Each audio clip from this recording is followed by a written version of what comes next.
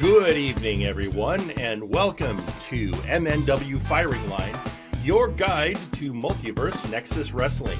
I'm your host, Dr. Caliban, aka Jerry Aldini, and with me as always is Storytellers Apprentice, aka Pete McPherson. Hello! It's just going to be a new voice every week? I mean, I'm going to take a crack at it. I mean, fair. The variety is the spice of life. It is. I mean, I'm not going to deny that. How's it going?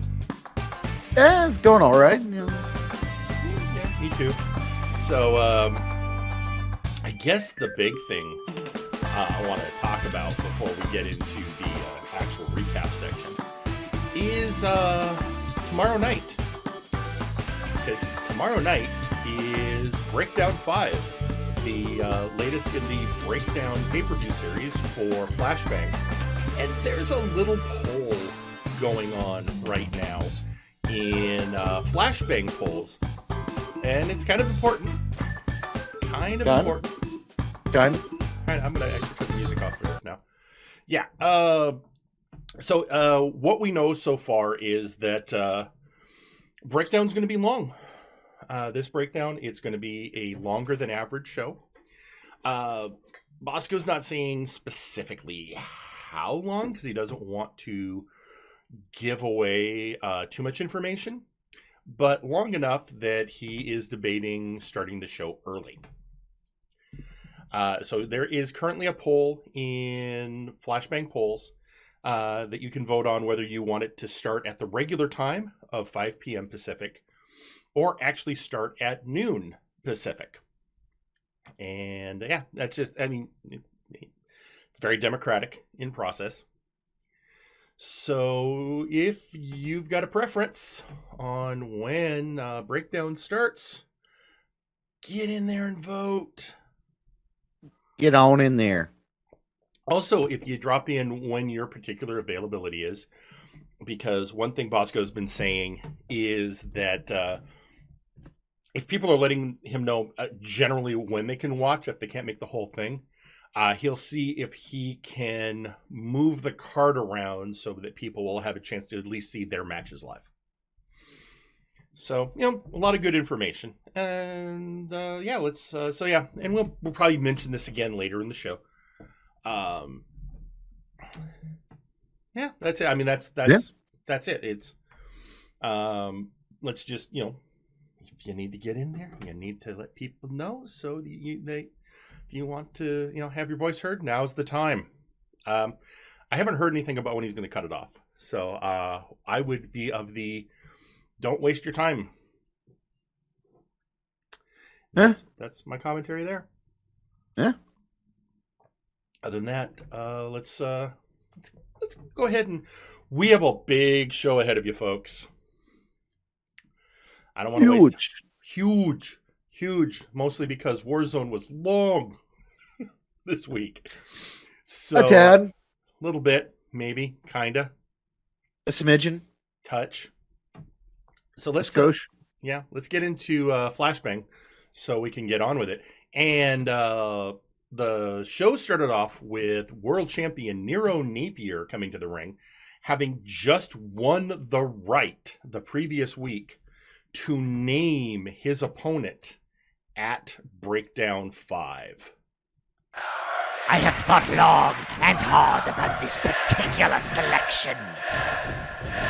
And with this choice comes an opportunity to prove a point. That no matter how grand you believe yourself to be, I will end you. So Henry Colt, you've won the lottery.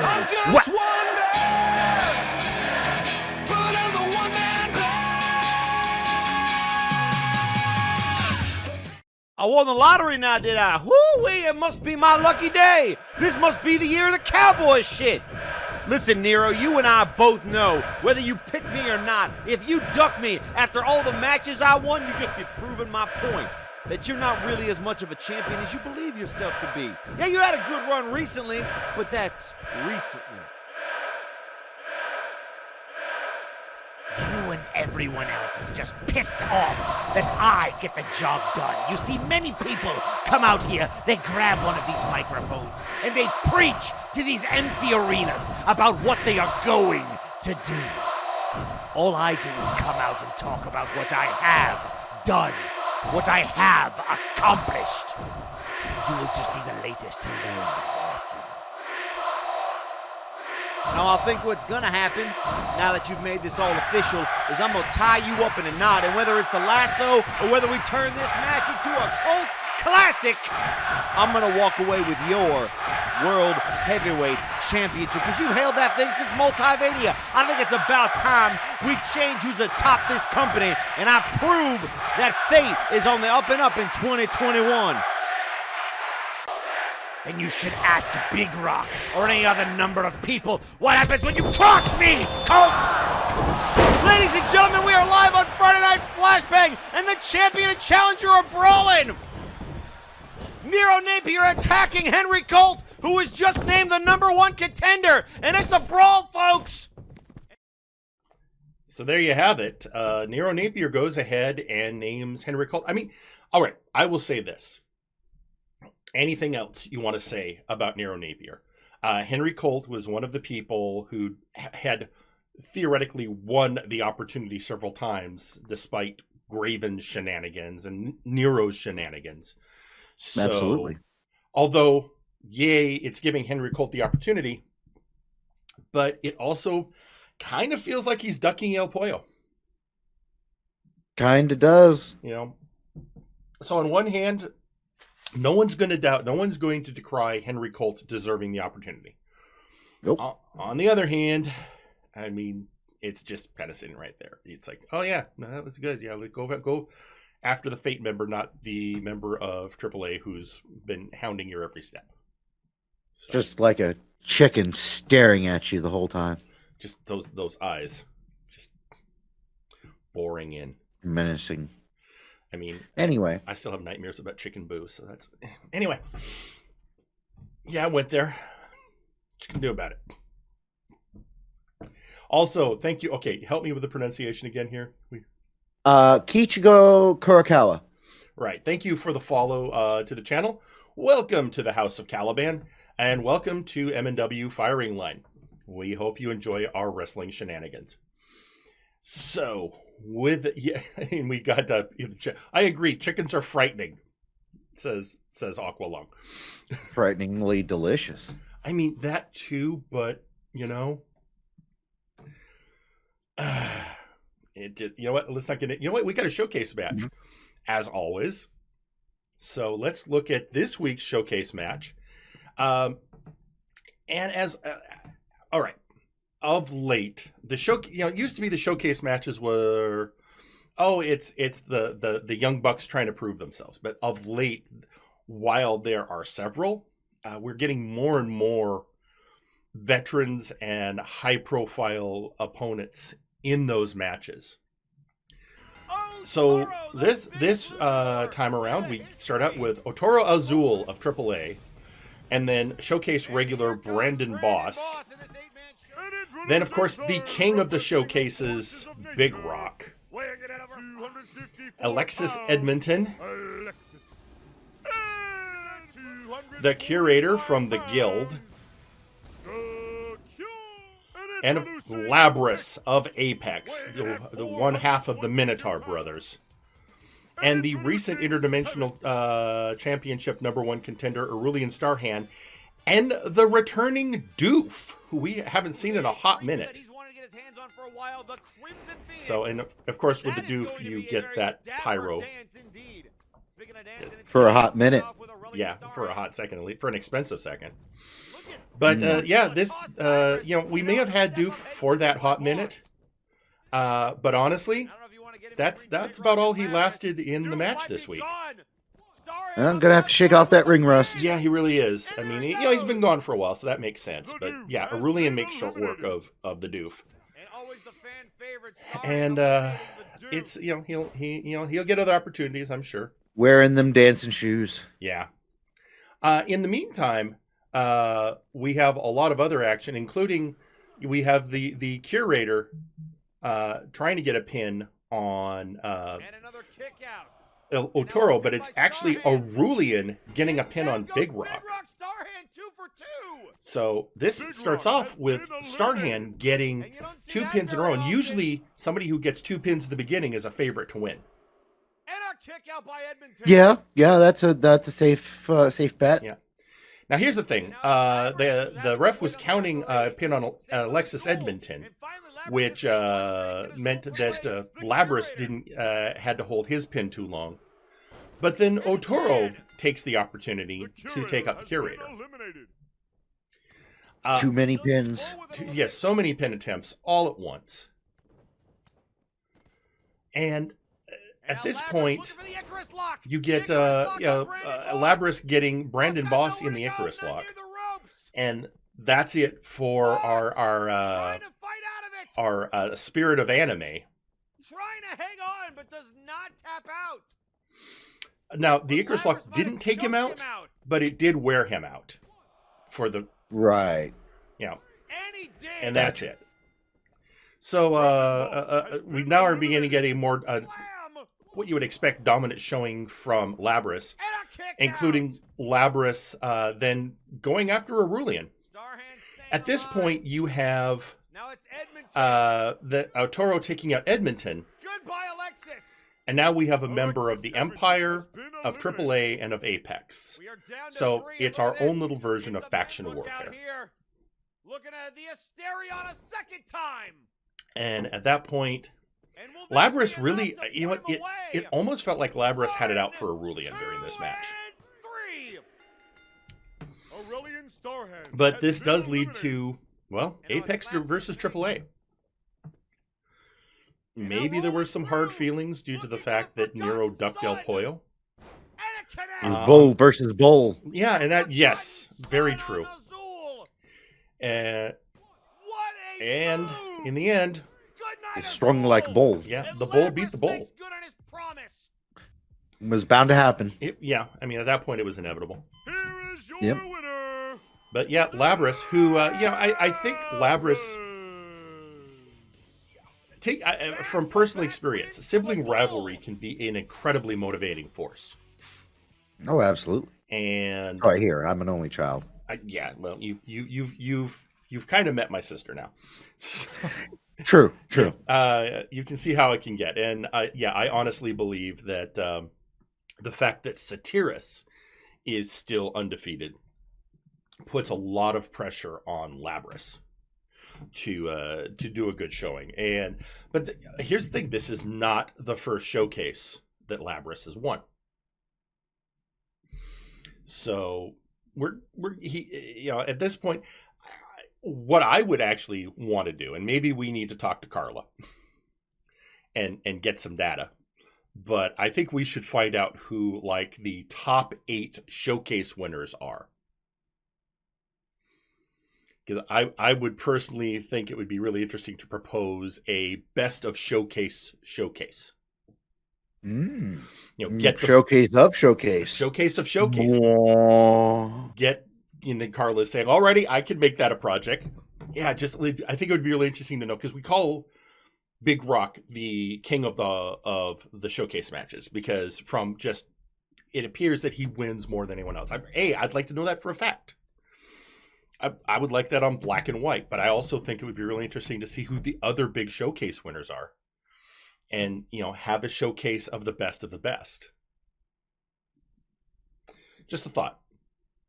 Yeah. And somewhere out there, perhaps I can hear the brass cursing my name. Why are you making more work for us? But, it's an idea. So, in reality, I'm sure it's somewhere Bosco yelling, "Stop booking my show." Right. Anyway. Hey, it doesn't have to be during breakdown. No, it doesn't. And I'm just saying, like, it'd be an interesting. Like I said, even if it doesn't have to become a match, at this point, I'd just like to know. It'd be interesting to bring out the statistics. You know me. You know what I do in the real world. I love statistics. Yep. I just like to know. All right. With that out of the way, let's get into. So So the next match technically is another 8-man match, but it's not a showcase. It's a match. Well, we know that going into we've got a big match coming up that we need contenders after Vaporwave for the Bone Warriors, or perhaps Vaporwave's tag belts. Mm.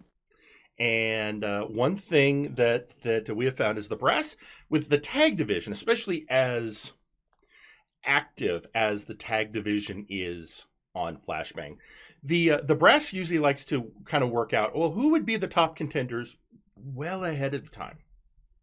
So this next match is bringing 4 of the top tag teams who really haven't had a crack at the belts yet, as a chance to, show who would be the best and basically who's up for an opportunity at the belts next.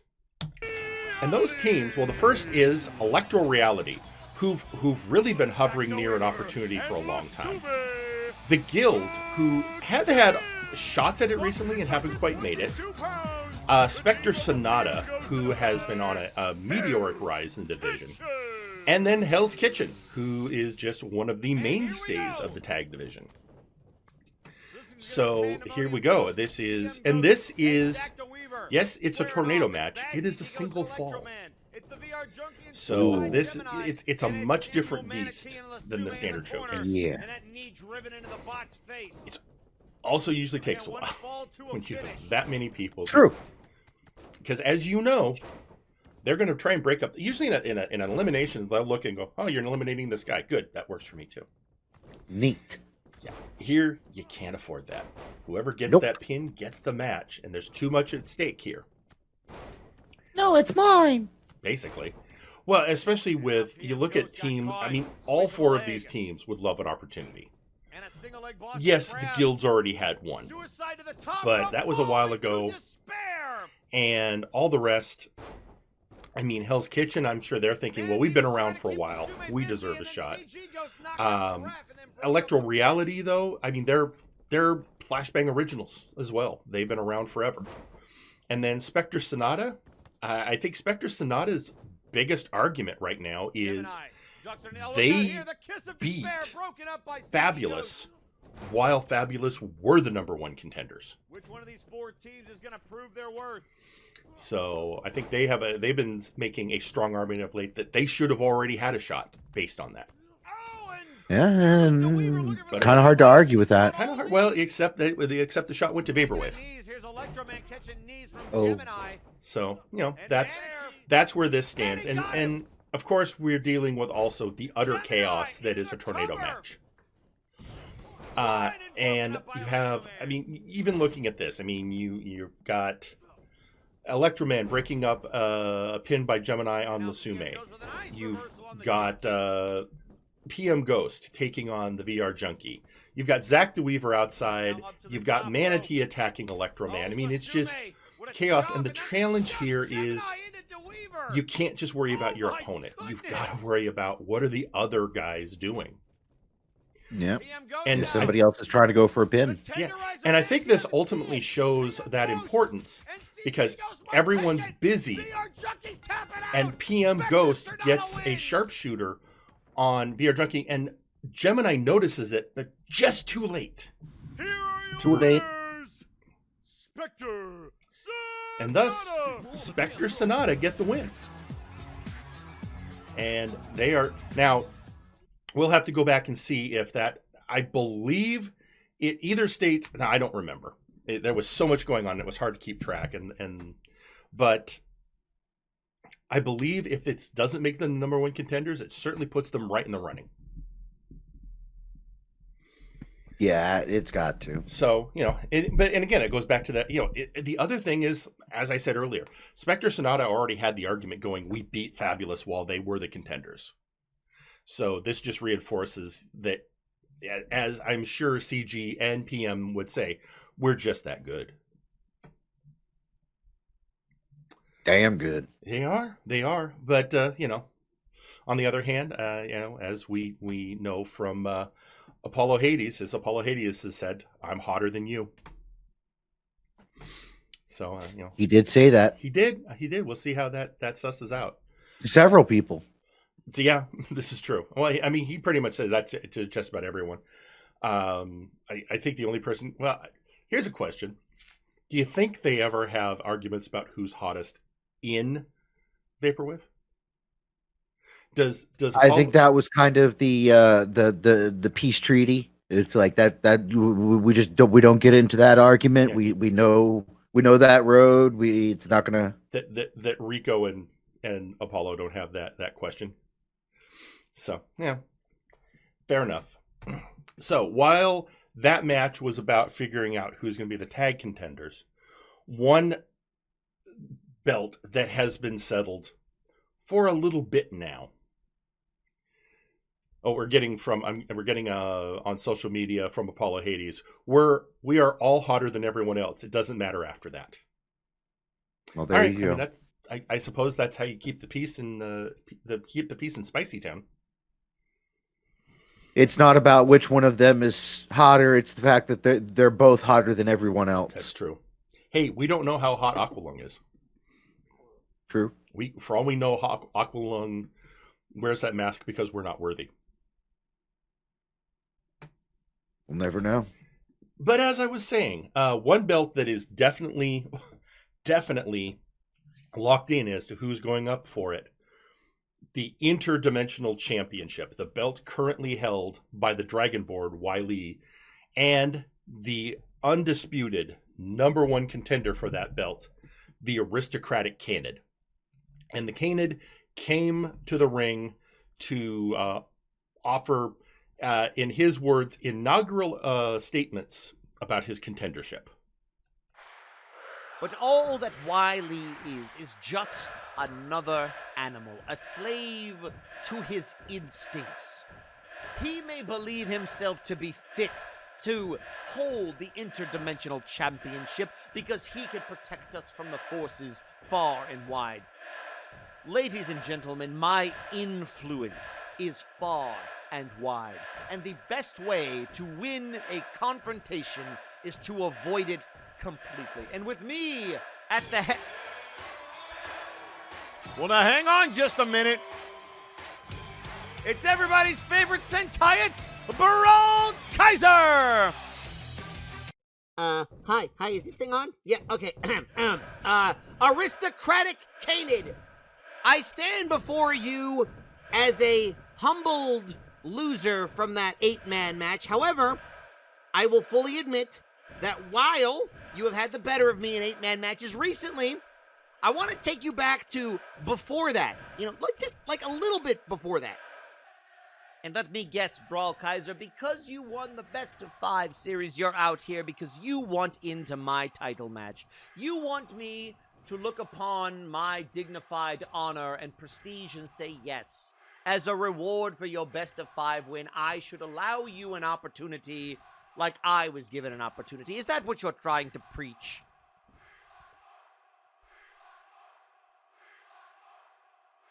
I would get...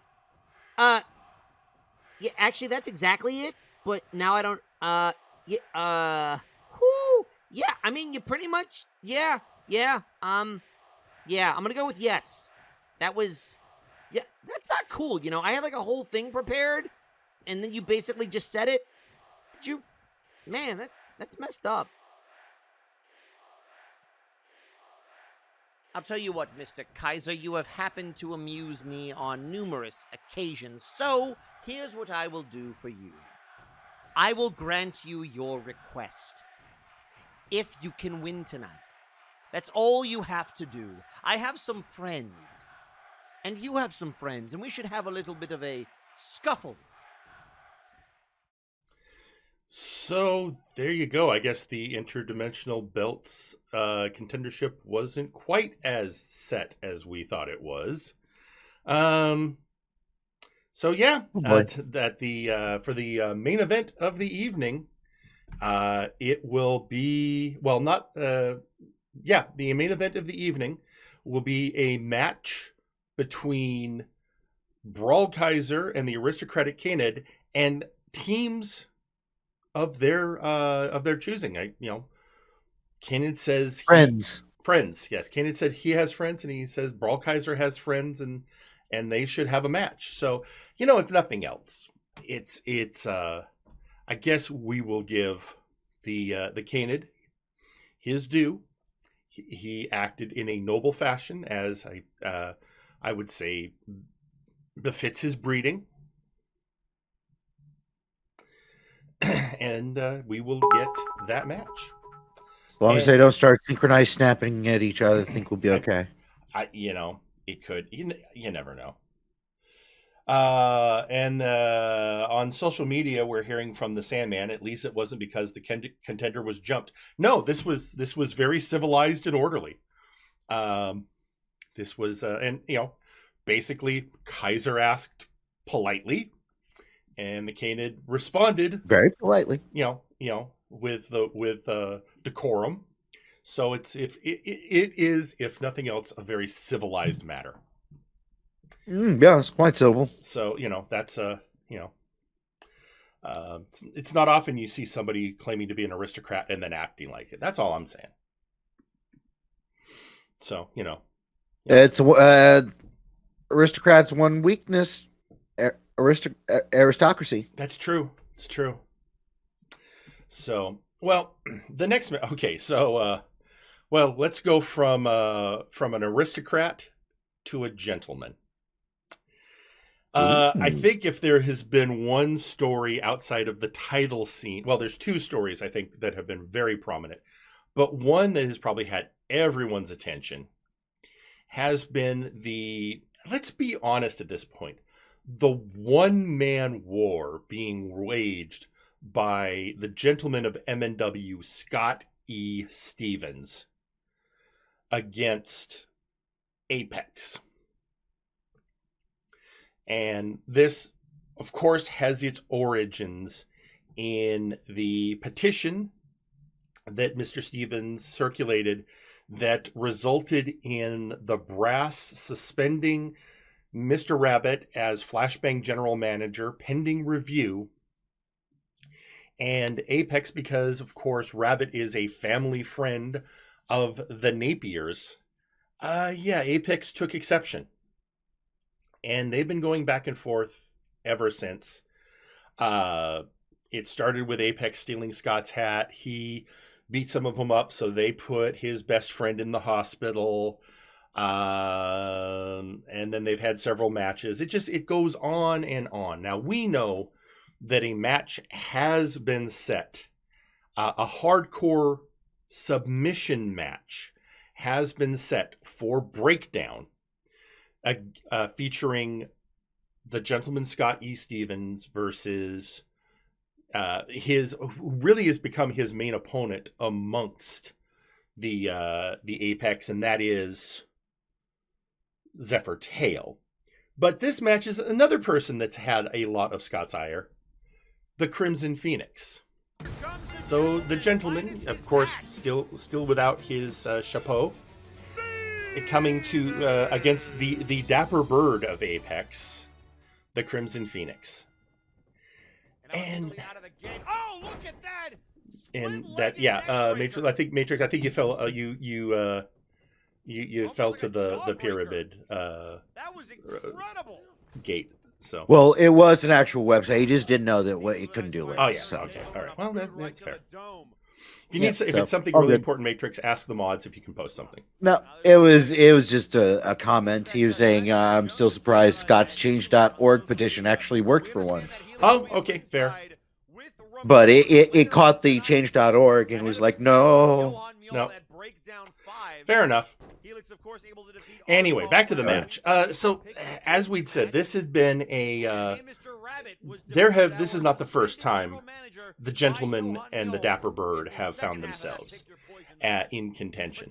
But this one, at this point, when you think about it, this is something I was thinking about while we were getting our materials together for this show. The only person that had Stevens back really during this was Jack a little bit vaporwave. They signed the petition. They've been involved, but they of course have their own concerns now with the tag belts. So really, this is Scott against all of Apex, kind of on his lonesome.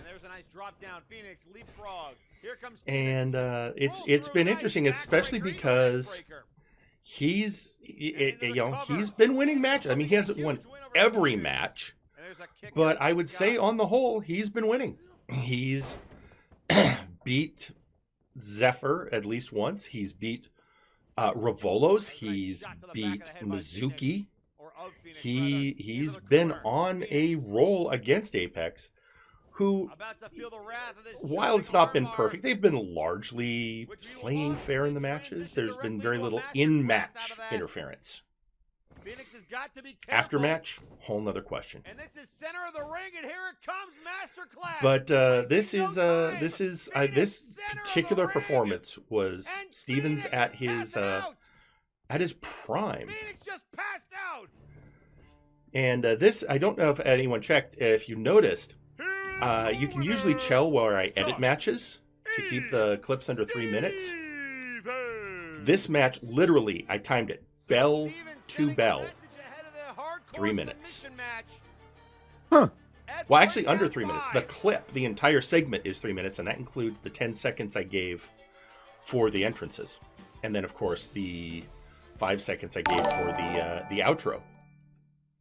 So, yeah, that was a fast match. That is probably Stevens has shown great skill in the past, but that's, I got to say, one of the fastest victories I've seen. In fact, let's as has been the case for the last couple of months, we now on the phone have the gentleman you just saw win that match in record time, Scott E. Stevens. That is 2 minutes and 17 seconds, Mr. Rotini. Well, that is impressive. I mean, the Crimson Phoenix is not a pushover, and yet you managed to take that match in. You know, I think both entrances took longer than the actual match. I believe you are correct, sir. So, any insight onto how you were able to secure such a rapid victory? Well, that kind of leads me into another topic. I will quickly answer your question in that I've been very angry with Apex as of late, and my anger has only been increased by, no, not your words, Zephyr Tail, don't flatter yourself, by the actions of Apex very most recently, as in the disappearance of my best friend, Jack Andrews.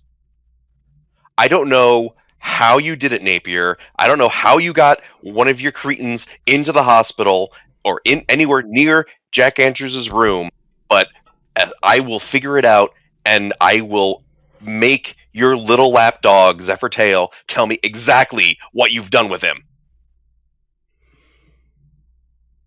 So we I thought he was going to talk about his hat. No, he doesn't care about the hat that much.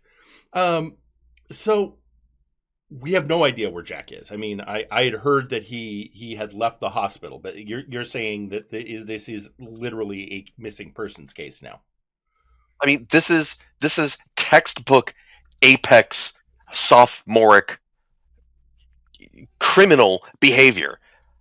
I don't have any actual proof, but I just know that Apex is behind this because they've been trying to push my buttons ever since I instituted that petition.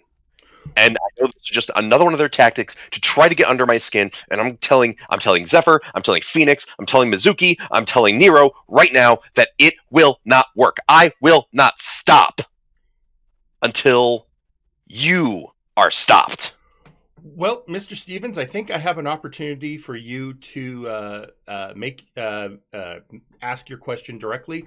It seems on line 2 we have Mizuki Napier. So let's go ahead and bring her in, and you can discuss this with her directly. Mizuki, are you there? Why, yes, I am. How are you gentlemen today? And Uh, yes, I am talking to the three of you. well, I'm fine. What do you have to say to Mr. Stevens' accusation? I do say that you do flatter us with these accusations without proof, but let me tell you this, we had nothing to do with his disappearance. All right, I have absolutely zero reason to believe a word that comes out of you or your husband's or your lackeys' mouths. All that you people, and I use that term very loosely, has ever done is lie to me, to the fans, to Rabbit, to anybody to get your way. I don't care if you believe me or not. I'm just telling you the truth. It is up to you to believe it or not. Which clearly you don't. It doesn't matter, because at Breakdown 5, I'm going to face your little lapdog, Zephyr Tail, and I will squeeze the truth out of him. Just like I squeezed those screams of mercy out of you. By the way, how are your shoulders? Oh, they are wonderful. You popped them right back into place for me. And I'm sure you would like to know that my ribs healed up just fine. Oh, that's good to hear. Also, Mr. Stevens, do you know what the tarot card with a black wolf on it means? Why the hell would you ask me a question like that? I'm just asking. That's No, what I it don't. said, that. No, I don't know what the stupid tarot card means. And I don't know which one of you guys' MO it has suddenly become to leave calling cards of any sort besides decimated bodies. That's our only card, is the decimated bodies. But no, that's what the internet is for, Mr. Stevens. You should go look it up. Well, let me tell you something. The only way that you're going to stop me is by leaving nothing but a decimated body. And clearly, it's going to take a lot more than anything you or Phoenix or Zephyr or Labris can throw at me. Oh, or That's perfectly Ravolos. fine by me. And Well, no, shut up. I'm not done yet. And you tell Nero, you tell your sweet, loving coward of a husband that I hope, I pray that he stays true to his word and that he comes after me after he's done at Breakdown, because I will be waiting with bated breath. I will let him know myself. All right, and with You that, gentlemen, have a good day. thank you. We are hearing. We did get word from the family of Jack Andrews. They have tweeted out that they can confirm they do not know where he is. And with that, Mr. Stevens, we thank you for your time, and of course, wish you all the best in your match tomorrow night against Zephyr Tail at Breakdown 5. Thank you. Good night to you, and good night to Mayor McCheese back there. All right, we'll be back after this. I'm a mayor. I get you'll have to bring that up with the Mayor of Spicy Town. And all right, let's move on with the show. Thank you, Mr. Stevens. And above game, I'm not going to do out of character with them today because we got a lot to go through. Oh boy. Yeah, let's move on. So there you have it. Yes, tomorrow night, the gentleman Scott E. Stevens versus Zephyr Tail of Apex in a hardcore submission match. And as we can tell, emotions are running high. But we're going to move on to there are. Let's be honest. There are a lot of grudges right now in Flashbang. I don't know that I've ever seen the roster quite as polarized. Grudges in wrestling? What? No, that's impossible. But one of the issues that's been going on has been, of course, Doom taking issue with what they feel are the heavy-handed tactics of the Arcane Protection Services. So tomorrow night at Breakdown 5, it will be APS versus the full might of Doom. And ahead of that match, Xericus, the Night Reaper, came to the ring for a rare... Usually the mouthpiece of Doom is the Pumpkin King Mad Jack. But no, last week, it was the Night Reaper himself coming to the ring. APS. Letters that have become synonymous with failure. APS. Letters that are hollow.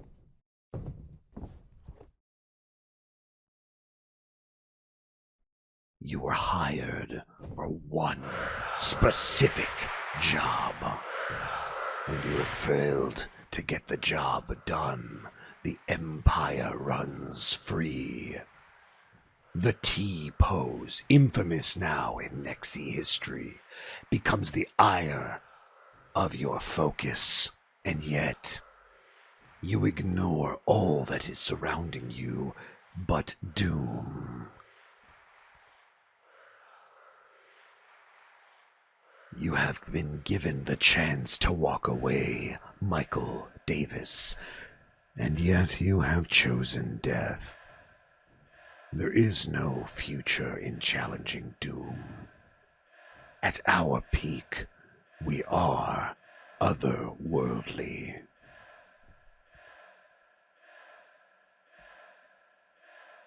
What you need to do, Davis, Jackson, Baker, is prepare your bodies and prepare your minds. Doom is coming, but it is not the doom you remember. We have evolved past your feeble comprehension. And there you have it. So tomorrow night, Breakdown 5, Doom versus APS. And speaking of Breakdown 5 above game, we would remind you, since we have some new people that have joined since the show started. Currently, if you are on the MNW Discord, there is a poll in the Flashbang poll section. I want to emphasize this is Flashbang poll, not firing line poll. It is a poll. Bosco is soliciting feedback on when he should start the show. Because of all the work he's doing, recording matches and getting everything ready, and just everything that's going on, Breakdown 5 will be a longer than average show. As such, he is soliciting feedback if he should start the show at 5 p.m. Pacific time, as he normally does, or if it would work out better for people if he starts the show at noon Pacific. So right now that poll is open. You can head over to, as I said, Flashbang poll. Also, and I would say this is probably better in Flashbang general. If it is going to be the earlier time, a lot of people have been stating when in that window they might be available. And Bosco has been working with people. He has said he cannot accommodate everyone. But if possible, he will try and accommodate people when they can get in by scheduling their match to take place around the time they can watch. So it wouldn't hurt to make that generally known. Again, no promises. He has stated he is going to do his best. But as is, I'm sure, understandable, he can't accommodate everyone. But this is going to be the best effort to do the most good. Okay, with that, we've got another match to cover. And interestingly enough, it has weight to what we were just talking about with our guests. We saw Scott E. Stevens in action against the Crimson Phoenix with a record win time. Well, with a amazingly fast match at 2 minutes and 17 seconds, bell to bell. Well, now we are going to have Zephyr Tail coming to the ring. And the Sunken Sea Captain, accompanied by Satyrus, Basilicus, and Mizuki Napier, will be taking on one of the Omni Slayers, Artemis. This is just an interesting matchup with everything that has been going on with the Omni Slayers and the Empire of Terror. I think a lot of people may have forgotten that initially a lot of tension, a lot of animosity existed between Nero Napier and Jagger Blackthorn. And this match kind of comes out of the fact that that while those issues have hit the back burner, they are not forgotten by either party. So it's Jagger's apprentice, Artemis, taking on, well, let's be honest, Nero's longtime associate, and let's be honest, apprentice, Zephyr Tail. And let's not forget, Artemis is only recently returned after a sojourn in hell, and that's not metaphorical. He was sent to hell by, the Cleaver. He has come back, but he's come back stronger than ever. But of late, Zephyr Tail has had, a fire of his own lit, especially in his desire to take out the gentlemen of MNW once and for all. So there's a lot going on here. Both men want the win for their own respective reasons. But we know that Zephyr, of course, as we've said, will be facing Stevens tomorrow night in a hardcore submission match. And that's that doesn't. Of course, Stevens is a sound technical wrestler, but submission style is also favors Zephyr. So it's going to be a match for the ages. And right to the knee. And that it is. It is. And boy, I mean, considering the harsh words we heard from Stevens just a few minutes ago, I can only imagine what kind of brutality we're going to see. What a kick! And that set him up perfectly. And that's up to the top rope. In a lot of ways, I think this is Zephyr looks at this match as just a setup. And he wants to take out Artemis, but that's not where his head is. That's not where his focus is. He wins here, but he's looking ahead. Yep. Here is your winner, Zephyr. Zephyr Tail wins. And we will see where things go. All right. So, hang on. I want to check something here real quick. Okay. That's right. I'm looking in the wrong section. We've been talking a lot about tomorrow night. So let's take a moment. Let's take a breather from the recap of the matches, and let's talk about what we're going to see tomorrow night. So here's what we know. Now that that those matters have been settled, we have confirmed Henry Colt versus Nero Napier for the MNW World Heavyweight Championship. We know, as has been set for a couple of weeks now, Vaporwave takes on the Bone Warriors for the MNW Tag Team Championship. We will see later tonight what the situation for the Interdimensional Belt will be when we reach Flashbang's main event. There will be a singles match. Earl King West versus the Chocolate Zombie Graven.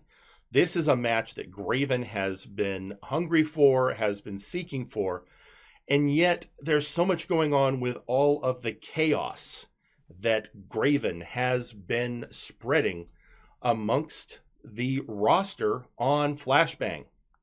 And before I continue, I see we have somebody joining our call. Yeah, it's just me this time. I didn't want to interrupt, but I heard you were talking about stuff, so I thought I'd pop in. Yeah, no, we've been trying. I wasn't sure if I know how hard you've been working. I wasn't sure. I'm still working, but I took a break. I was done. I was done. I had one more match to edit. Yeah. And then I did a thing, and it's, man, it's so good. It's so dumb, and it's so good. But yeah, I'm editing more because I couldn't stop. I couldn't stop. I couldn't just be done. Did your stupid X-Men power come back and haunt you again? Yeah, but like in a way that nobody's going to expect. I mean, okay, that's the best. You know what? And here's the best part. It's going to kick off the show. This stupid thing that I'm doing right now is probably going to kick the show off, so you won't even have to wait that long. But it's dang. Okay, I mean, yeah, this is bad. It's your so curse. bad. I can't help you with it, man. But okay, so before we continue going down the card, I've been hyping up the poll tonight. For the start time. I'm assuming that's still open. That is still open, yeah. So I'm going to look at it before you guys go off the air, and my goal was to come on here and we'll kind of figure it out live. Fair. All right. Well, just when you're ready for it, just pop in. Yeah, I'll probably pop back in at the end of Warzone. Okay, that's fair. Okay. Yep. Okay, well, right now we are giving people a lay of the land for the card. We ended at Graven versus Earl King West. The next match is a mask versus stick match. The Bulldog Grant Martin versus Kevin Blackwell. That's going to be interesting. Mm-hmm. There's and yes, near and dear to my heart. We'll be hearing very shortly. We'll be hearing a little bit more about this. A 10-man Survivor Series match, House Caliban versus the Cartel, with of course the question hanging over: what is House Caliban going to do to field a 5-man team? So that'll be interesting to see. Even if Caliban himself got in the ring, which we saw what happened last time he did that, that would still leave them a man short. Right. So, and of course the shenanigans it'll take to make a 10-man happen. If it makes you guys feel better, that one's done. Yeah. No, I think you let us know that one because you went after that one early. No, we went after it midway, but like I needed Arkov's help, so we made it happen though. Okay. All right. Then we've got a Simon Says match. Simon the Psycho versus Jagger Blackthorn. And Simon is the only person in MNW who knows what that stipulation is. All right. That's and I mean the person, not I mean the player. I told him what it is. All right. I was gonna say, well, we remember what happened last time we had a secret stipulation. No, that is the stipulation is Simon Says. Okay. That is the stipulation. All right. That'll be, I'm going to be really. But nobody has any idea what that means, so you're going to find out. I'm waiting. All right. Falls Count Anywhere, 6-man tornado tag team match. APS versus Doom. I'm excited for that blood feud. Yeah. The No Holds Barred submission match we've just been hyping. Zephyr Tail versus Scott E. Stevens. I'm going to tell you right now, that matchup, most of these are done. That match is a banger. It is really good. You're happy with it. You got. So I was very happy with it. It was tough to do. It was really tough to do because the thing about, and hey, secret, every match tomorrow is going to be recorded just so that it doesn't crash on me. Sure. So there's no. That's just how I do pay-per-views. Almost everything's recorded. That doesn't mean everything is not RNG though. For example, the 10-man match. I mentioned this in the chat. The ending to the 10-man match was RNG. We basically got it down to where we wanted it to be. I'm not going to say where that is. And then we said, go at it, computer. So a lot of these winners are going to be RNG, even if it's recorded. Sure. So that being said, that match was also RNG, and holy crap, the ending sequence to that match is so good. All right. Well, you know what? Zephyr and Scott have been doing a lot of good work on their promos. So, it deserves a banger match. Yeah.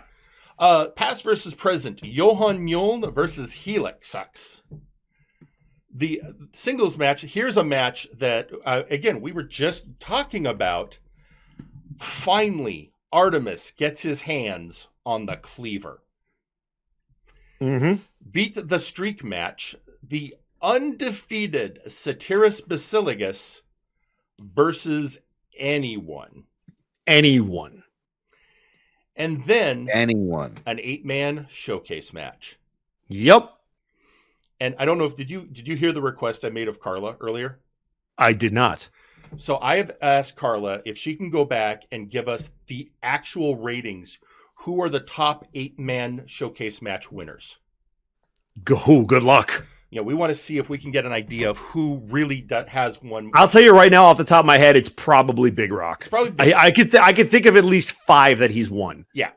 And as Carlos said in the Firing Line General Discord, obviously this is only going to go back as far as the 15th of November, because that's as far back as Carlos' books go. So, and part of that is just so we know who are those top showcase guys. But, you know, I'm not saying, hey, that would be a cool match, best of the best. I'm just saying, I'd like to know who the top showcase guys are. I feel you. That's all I'm going with. All right. Anyway, anything else before we move on? Boy. Oh, are you still doing the Flashbang segment? Yeah, we're still in the middle. We are on match 8 of Flashbang, and Flashbang. I'm not going to give away any results, but so Helix versus Johan. If you want, you talk about a hoss fight. Again, it was an RNG match, and it is just fuck, dude. Like, it is insane. Like, every match is a banger. Some of them we had to work for, but holy crap, Johan versus Helix is a banger. You know, I don't think I've heard you this hyped for a pay-per-view. I have never been this excited for a pay-per-view in the history of it. Like, I am so excited. We are going to tear the roof down tomorrow. It is going to be absurd. All right. I'm looking forward to it. I'm happier with this pay-per-view than almost any other one that I've ever done. Hey, I'm just glad that if it is noon, I'll actually be free and you'll be there at the beginning. So, you know. Yeah, I'm ready for whatever. But, yeah, like you said, we'll figure that out later tonight. Correct. Okay. Anyway, I didn't mean to interrupt. Just no. I could hear the hype in your voice. I'm extremely excited. I'm doing everything I can to make everybody look good. And I know there's going to be a lot of people that aren't on the card, and I apologize in advance. But, like, if you're on this card, 1, you earned it, and 2, you show out. Everybody shows out. So if you just took Breakdown 5, you could be like, all right, that's match of the year, and that's match of the year, that's segment of the year, that's promo of the year. Like, there are so many things that are about to happen. Right. Mark them down. You're going to want to remember these in December. Mark down what happens tomorrow. All right. And, you know, hey, befitting the first pay-per-view of the year. Yep. All right. Well, we'll talk to you later. And, you know. It's all downhill from here. I was going to say, I'll be watching the show. And if I have to come back in here and cut a promo on somebody, let me know. Yeah. If it's needed, we'll send up the Bosco signal. Good luck. All right. Thanks. And with that, okay. So now we've gone over the card. You know a little bit what's coming on. And one area, one feud, one big issue that while the feud itself will be represented by that mask versus stick match, Bulldog Grant Martin versus Kevin Blackwell, another part of that entire issue that's been going on has been the roles played by Jack the Questionable and DeLuna 13. So just really quick recap. Jack the Questionable has been wearing the mask of Shere Khan that was stolen in ring by Kevin Blackwell. Blackwell has been paying Jack to wear Shere Khan's mask to the ring. DeLuna 13, his family has been assaulted. The family home was broken into and his father's mask was stolen.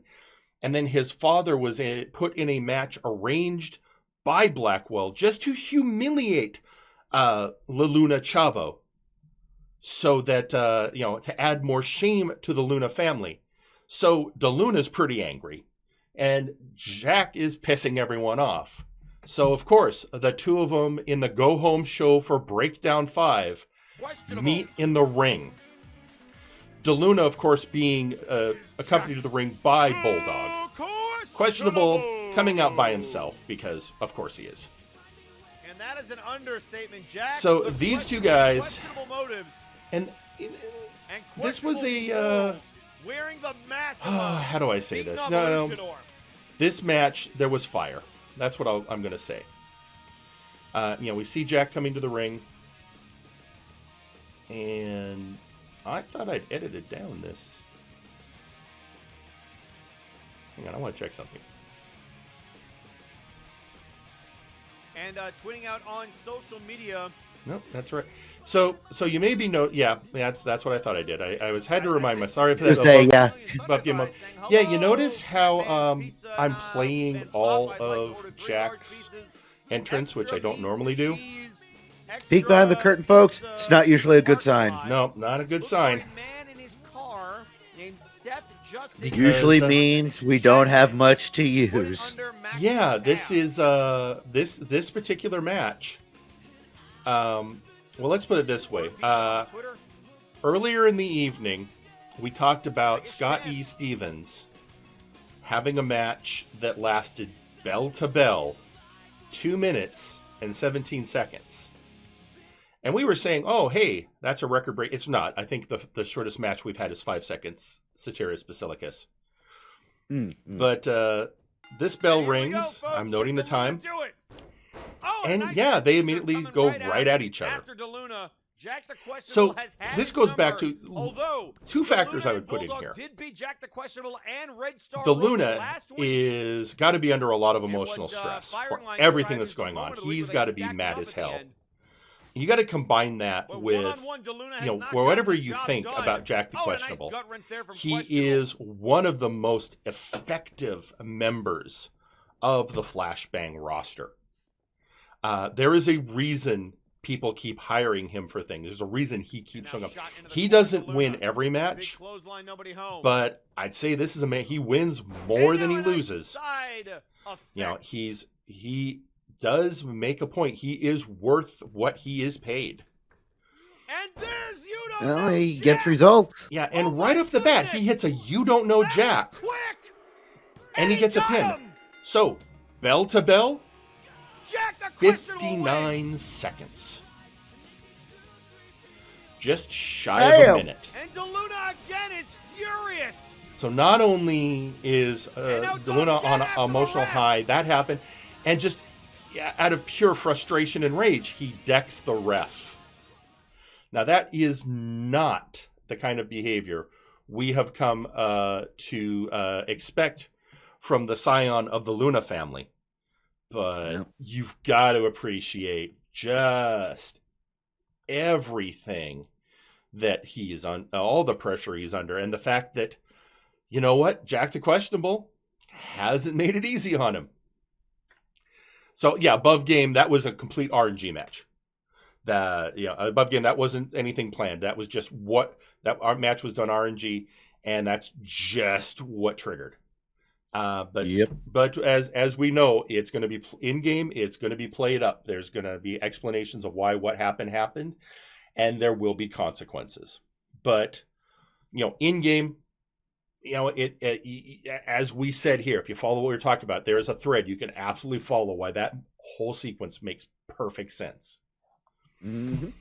So, anyway, now we've hit that time in the show. We here at MNW Firing Line, we appreciate our community, and a lot of that comes to over the last, I would say, at this point, it's I don't think we're quite coming up on a year on it yet, but we're getting close. We're coming up. Yeah, we're getting close. For when the idea of the voiced promos started becoming a thing, where a regular thing. Every once in a while, something would happen, but in over almost a year, people have been upping their game to the point of every episode of Flashbang, every episode of Warzone, there are voiced promos. The people, and again, I think I mentioned this. I'm gonna go a little above game. In a recent stream I hosted where I was talking to several former game designers from Wizards of the Coast, and we were discussing the nature of game design and the nature of running role-playing games. I brought up MNW as an example, and I talked about things like the voiced promos and how things run. And one of them, especially this one guy who teaches RPG design at a university, at a university that primarily does video game, but they've asked him to teach RPG. He said, yeah, perfectly legitimate way to do it. It is a way you could run a mass role. So we have the stamp of approval of several gaming professionals of running a role-playing game this way. But part of that comes with the voice promo. And every week we pick a promo of the week. Now we're going to do something a little different this week. I'll explain it in a minute. But first, let's get to the promo we picked as the voice promo of the week. Ladies and gentlemen, the head of House Caliban. Good evening, Multiverse. It is I, Dr. Vincent Vladimir Caliban, mad scientist, master criminal, and head of the House of Caliban. When I first came to MNW, it was in the name of science. I wished to explore the mysteries of the Nexus and determine why wrestling was so important to it. Sadly, I am perpetually waylaid in this goal. First, by the Empire's abduction and subversion of Christopher, and now by the assault on my house by Victor Vicious and his cartel. So when Sandman approached me with the idea of challenging the cartel to a Survivor Series style match, I was intrigued. An opportunity to bring these uncouth hornswogglers to heel in one fell swoop was indeed enticing. But, Victor, we have not heard back from you. I know this is a terrifying prospect, but show some backbone, man, and step up or be gone. And I know there are questions as to the inequity of numbers in our respective teams. Let me assure you, this is not an issue. Do you think I have laid out all of my assets for prying eyes? I am, after all, a proper villain. So, here I wait for an answer. Take your time. The doctor is in.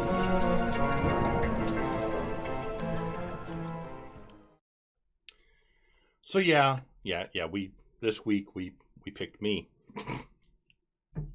Has to happen every once in a while. Although, and I'll be honest, because this is just how my brain works. I went, okay, well, if we're going to pick me as the promo of the week, we're going to do a bonus promo of the week over on Warzone. Just so I don't feel like I'm being a complete egotist.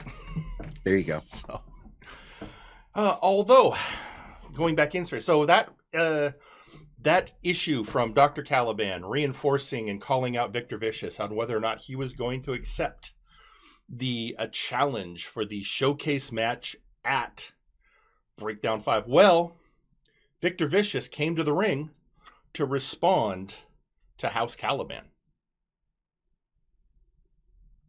But as for this Survivor Series match you're looking to have with the cartel, I would like to say on behalf of the Mad World and the rest of the cartel that we accept. MJF is going to whoop your ass. Hutch is going to whoop your ass. Nitzig is going to whoop your ass. The Madness is going to ballroom dance all over your corpses and then kick your ass. And me? Well, now that I'm off the schneid, which I don't appreciate being put in that match in the first place, but now that I've proven myself, I'm going to make an example out of yous. Yous time bandits. And believe me, I'm not the one worried about whether or not you field a 10-man team or not. 5 guys each side. Figure it out. I know you at least got 4, which means you, Caliban, you gotta wrestle. And I remember what happened when you got in this ring last time. Blackwell beat you in like 10 seconds. How long you think you're gonna last in there with me? I'll see you folks at Breakdown 5.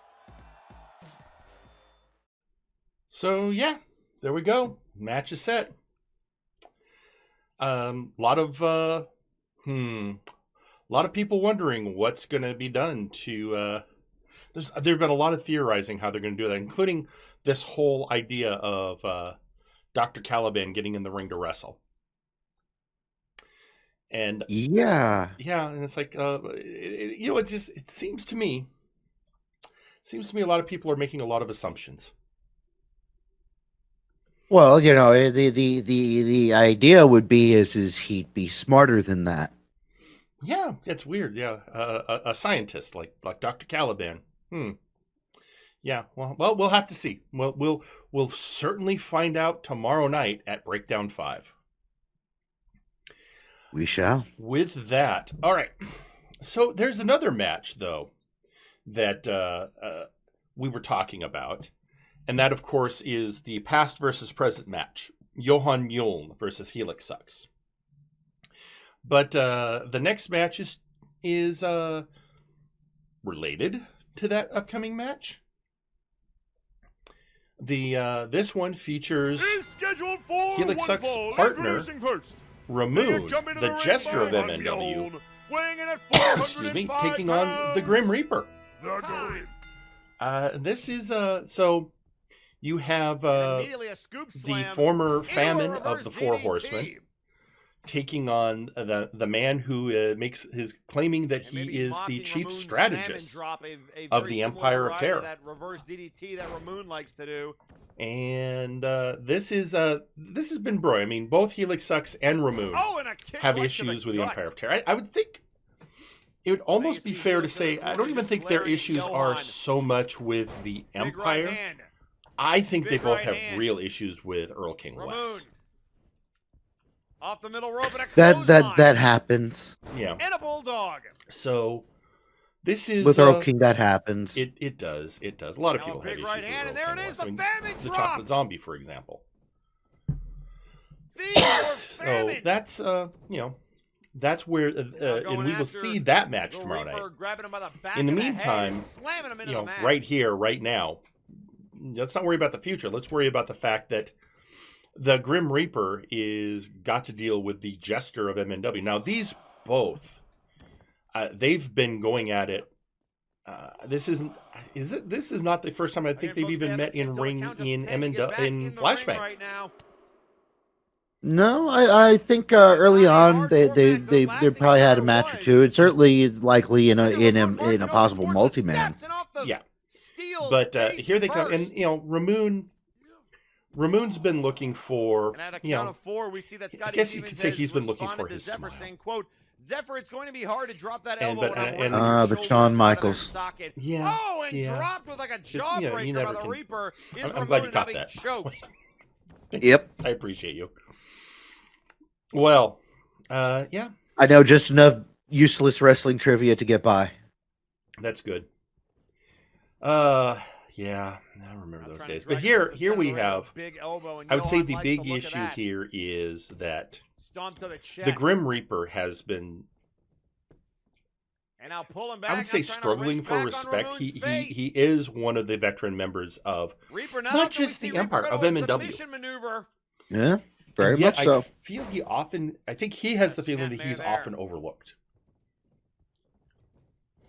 Yeah, or perhaps forgotten might be inappropriate. That sunset flip Like, powerbomb! oh right, you're still and a kick out. here. That's right. You're that guy in the. Ramoon nearly had him. You're that guy that uses the pared down version of Helix Sucks entrance music, right?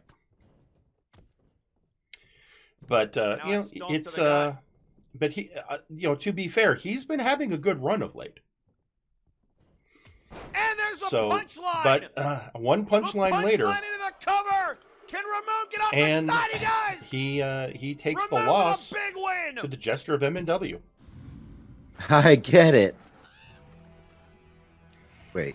Yeah, Here is your and winner. Ramoon, of course. Let's not forget Ramoon. one thing. Ramoon is going to remind everyone, and that is he is Four Horsemen forever. For life. And that is that's not going away anytime soon. Apparently not. No. Now this next match. So we were talking about. In fact, we were just talking about during that last match, Earl King West and his upcoming match versus the Chocolate Zombie Graven. Well, Graven has been making his presence known, much to the chagrin of the brass, for a few weeks now. There was the controversy of the first match to determine Nero Napier's opponent tomorrow night, where he intentionally tapped out to Henry Colt. There was the following week where he did the same thing. It appeared that he took a week off, but that week there was an attack on Aqualung, where he was left unconscious in the locker room, and somebody came out to the ring impersonating him during the match to determine the number one contender for the tag team belts. And it turned out the person who did that, well, from video footage, it certainly appears that that was the Chocolate Zombie. Mr. Shenanigans himself. It does, and it looks like, and all we can figure out, everyone who's been trying to figure out what the hell we had Graven here on firing line, and he was asked point blank by Eric Generiksen, "What the hell are you doing?" And his answer was as non-committal as they get. So, this match happened last week in the Go Home show, where the Chocolate Zombie came out to face the man he assaulted and impersonated, Aqualung. And, Aqualung, of course, will be going tomorrow night with Apollo Hades to take on the Bone Warriors for the Tag Team Championship. But right now, it's a chance for him to get just some payback on Graven. Now, Graven, of course, well, Graven's Graven. He's going to come to the ring, and he's in a match. He's going to win. That's his goal. He doesn't care. But if he's going to lose, he'll only throw a match if it's in some way going to screw over the brass. So he still wins. Yeah, so he still wins. No opportunity here because, there's no match he can screw up right now. Nope. So, which in some ways must be very disappointing to him.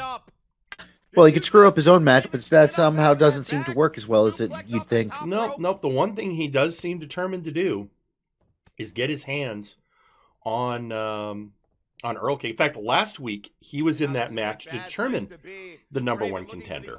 That match that if his team up with Nero and Mizuki Napier, that he won, and then as soon as they won, he proceeded to grab a steel chair and attack the Napiers. I mean, at this point, in the past, Mad Jack has claimed that he is an adherent of chaos. But I would say, Mad Jack, you may have to take second fiddle on that front to Graven.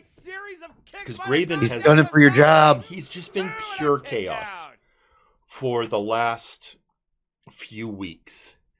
And who knows when that's going to end. It makes me almost terrified what we're going to see tomorrow night in his match versus Earl King West. The chaotic zombie versus the Fae King. And right in the Jethro Tulls. Yeah. Into the cover! And Aqualung, now credit to Aqualung. This has been a hard match.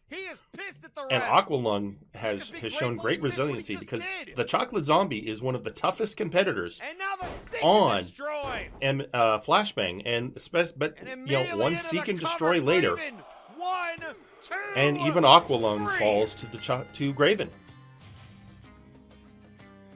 And I almost wonder if Graven's issue is, I have theories. But there's only one person that can provide us answers. Hang on, let me see if I can get somebody on the phone here. Hold on a second. I'm going to make a phone call. All right, let's see if I got this person. Let's see if he's there. Hello? Hello. Oh, hey. Is this Graven? Hello? Yes, you have reached me. Hey, Graven. This is Jerry Aldini from Firing Line. Yes, I remember. I was on your show last week. You were, and I have some follow-up questions. We were just reviewing your match last week with Aqualung. And I know we were trying to get answers of what the hell you were thinking. I have a more focused question for you this week. Alrighty. Up through Multivania, you had a very laser-focused goal. And that was ridding MNW of Dark Lord Prinny. And Of course, yes. And you absolutely succeeded. Since then... Not a doubt. Since then, it does appear you've been focused on Earl King West. My question is that really what's going on? Or on some level, are you still, in your head, are you still looking for Prinny? First of all, I want to right? apologize for last week. I was unprofessional in the eyes of the multiverse. Also, I want to clarify something that was said by Eric a couple weeks ago in terms of Nero. It's not that I've never really hated Nero. I just never really paid attention to him. He's never been on my radar. Recently, things have changed, being that he's a champion and all and everything. And, I used to say that, he could get the job done without being able to have somebody in his corner cheat for him. But I'll admit the last couple of times he's been able to do it by himself, and I think he's starting to prove a lot of people wrong, including myself. Now, on to your question. There is something that's been on my mind for the latter half of this year, and I have 3 words for it. Checks and balances. Oh, okay. Let me explain. Okay. Let me explain something to you. And actually, Jerry, you and Pete, you're the analysts here. I have a question that I want you to answer for me. All right. How many times since Flashbang's inception has the Empire of Terror been punished by the brass for anything? Whether it be Earl King's magic, Prinny's magic, Void magic, anything. I suppose we've seen them having matches denied recently since the lawyers showed up. But you're saying out-and-out punishment. Yes. Suspending superstars, fining them, putting them in gauntlet matches, putting them in handicap matches, things that I have been in. Off the top of my head, nothing's coming to mind. I think we'd have to check with Mike Davis to see if anything's happened, but I see your point. Nothing I can think of right off the top of my head. And see, this is what I'm getting at. Prinny might be gone, but that doesn't mean that his money and his influence has left the brass. In fact, I think Earl King West has just taken over that particular part of the Empire. And, maybe it's not just the Empire. Maybe, I can think of the cartel. I can think of other factions out there that might be greasing the palms of the brass to look the other way at those of us who may have been, fighting on the side of good, whether it be Fate, whether it be Bulldog Grant Martin, whether it be Shere Khan, whether it be DeLuna 13, which, by the way, don't think I didn't know what Blackwell did last week. As soon as this mess with Earl King is cleared up, you better bet that man is on my list, whether he likes it or not. And I have no problem showing up and giving him a seek and destroy right to his face. All right. Well, I guess that's the only other question then is, why mess with the tag belt situation? I have, as one contrary to belief, I actually do have respect for the Bone Warriors, being someone who's been called a baby Bone Warrior for much of their career. But if you want my personal, honest opinion, I think they were the wrong tag team that should not have won that match. I think the Guild should have that spot because the Guild have been there. The Guild have been here since the inception. I think they're the ones who ultimately deserve their opportunity. Now, I'm not saying that Vaporwave didn't win fair and square. They did. But, maybe it was just an example to the brass, an example to the multiverse, that maybe Vaporwave isn't cut out for this just yet. Okay. I guess that's an answer. I'd like to go more in depth on this, but I'm getting from the truck, we're running short on time. So I'm going to need to wrap this up. So, Graven, thank you, and we look forward to seeing your match against Earl King West tomorrow night at Breakdown 5. Absolutely. I look forward to being in it, and hopefully everybody will enjoy it. All right. Thank you very much. All right, Pete, I guess that's as much an answer as we're going to get.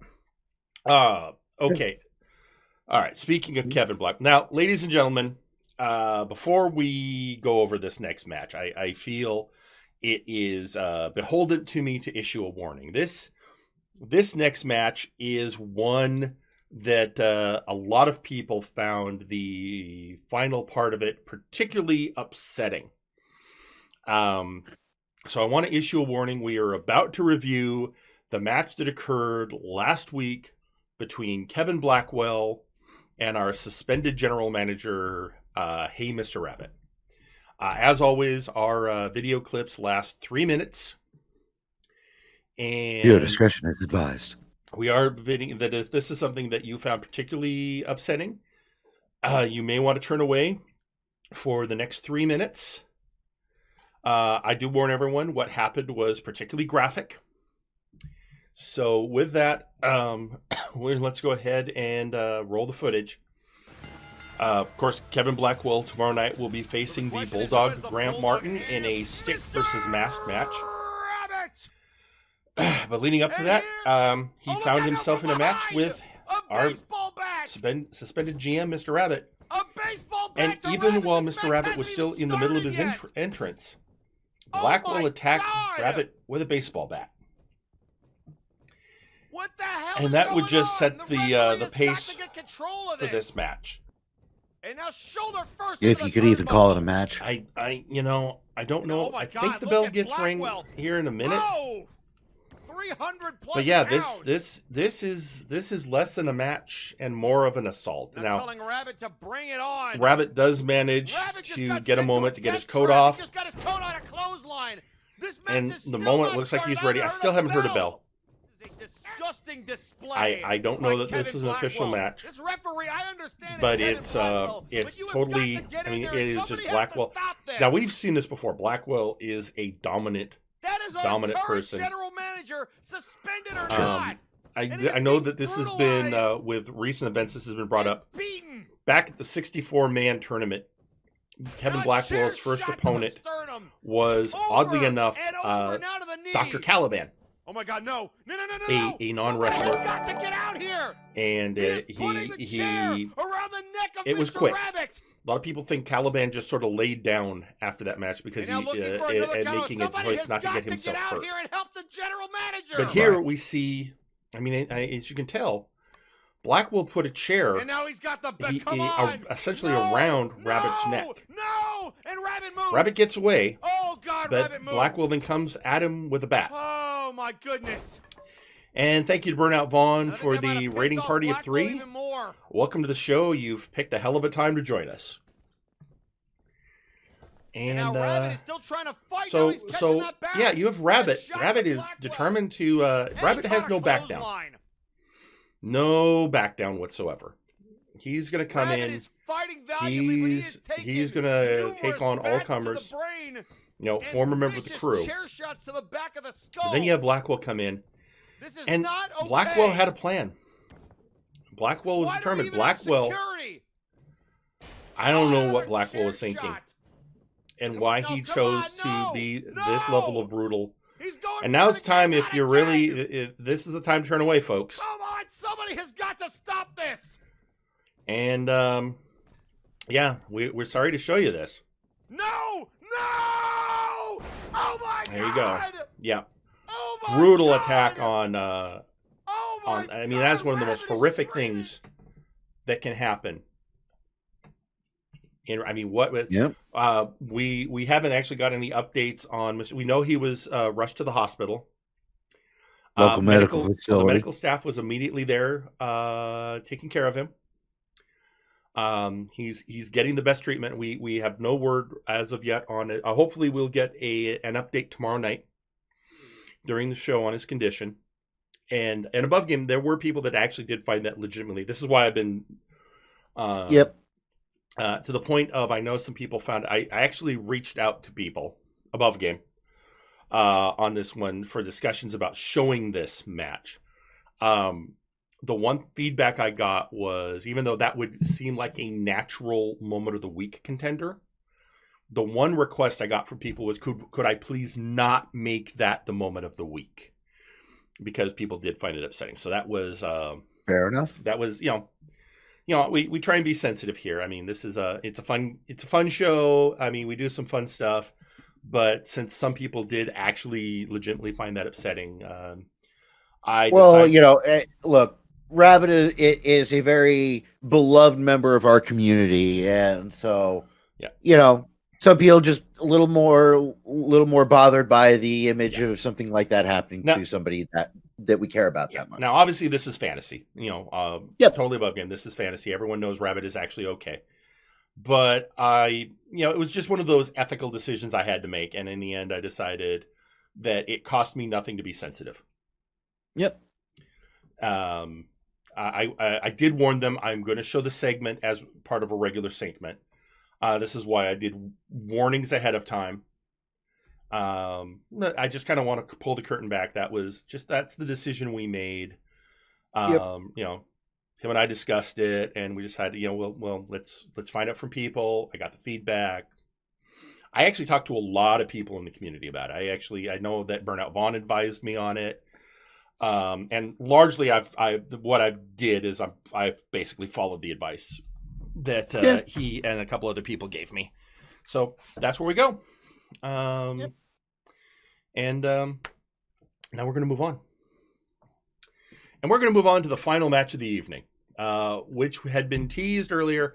This is to determine who will be. Basically, we know going into this match that the Aristocratic Canid will face Wiley tomorrow night at Breakdown 5 for the Interdimensional Championship. Wiley, Brawl Kaiser requested a chance to make that a three-way. Canid said, sure, find two friends, I'll bring two friends. We'll have a match. If your team wins, you can join us.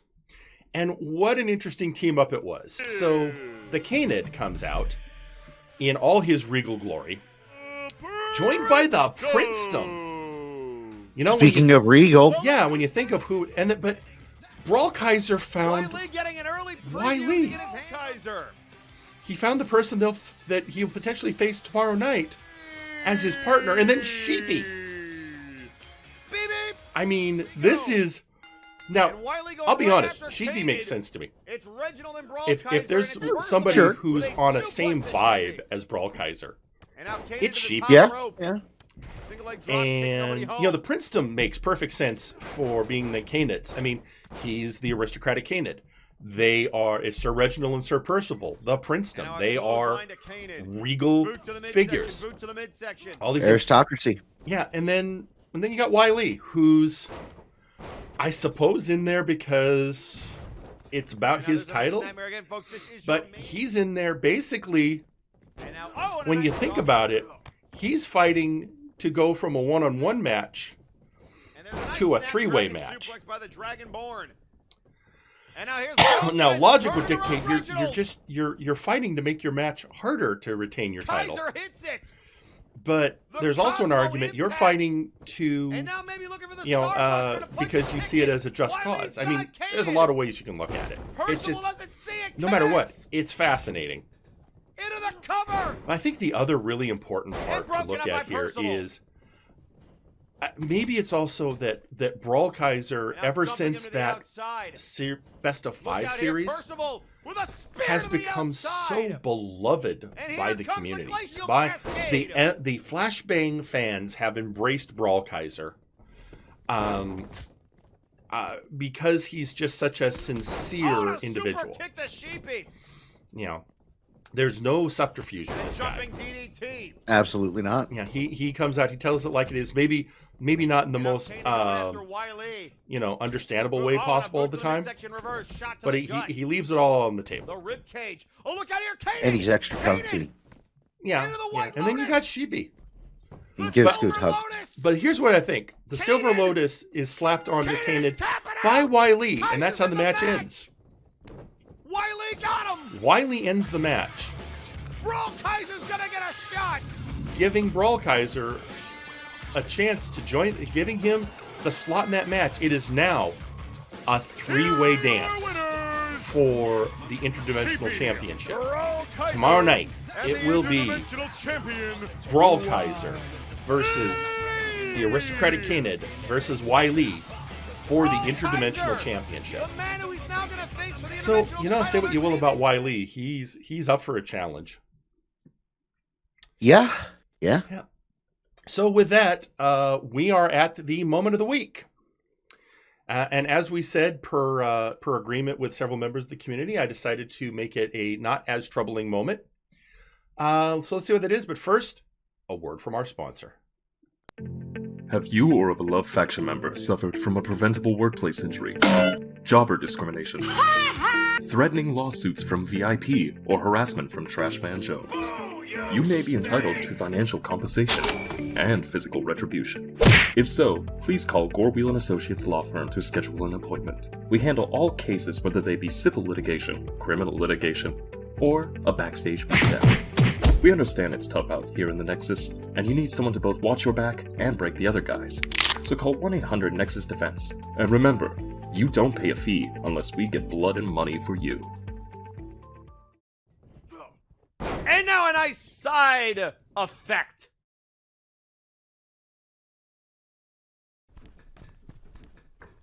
And there's You Don't Know Jack! Oh my goodness! That was quick! And he got him! Jack the Questionable wins!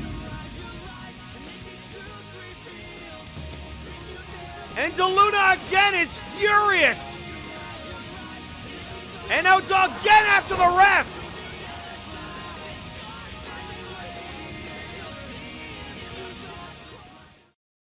And there you have it. Moment of the week. All right. So before we get to the call out, one more time, gonna once again plug. There is a poll up in if you're on the Discord, the MNW Discord, in the Flashbang poll section. Right now, we are determining what time breakdown will take place tomorrow. It's going to be a longer than average show. So the question is, should it go off noon Pacific time or at its regular time of 5 p.m. Pacific time? The poll is still open. Later here on Firing Line, Bosco will come back in and join us, and we'll suss out, based on that vote, what's going to happen. So stay tuned here for the final word. All right. So with that, I've had. Let's bring in Joe real quick. Hey, Joe. Hello. Okay, we're a little tight on time because we still got a lot to go. So this week's call out. Anything you want to say about this call out before we get started? Nothing's coming to mind, really. All right. Well, let's do the roll that beautiful bean footage. Roll that footage, ladies and gentlemen. The call out with Joe Mojo. And it's somebody you may not have expected. I'll say that.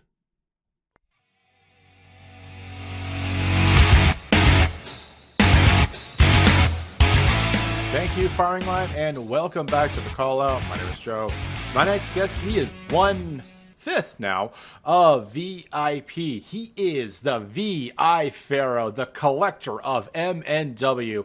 Ladies and gentlemen, please welcome Ausir Taran.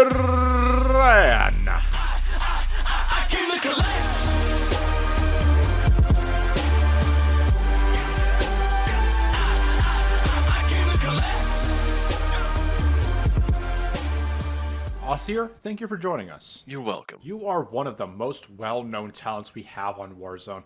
First thing that comes to my mind is your run with the hardcore title.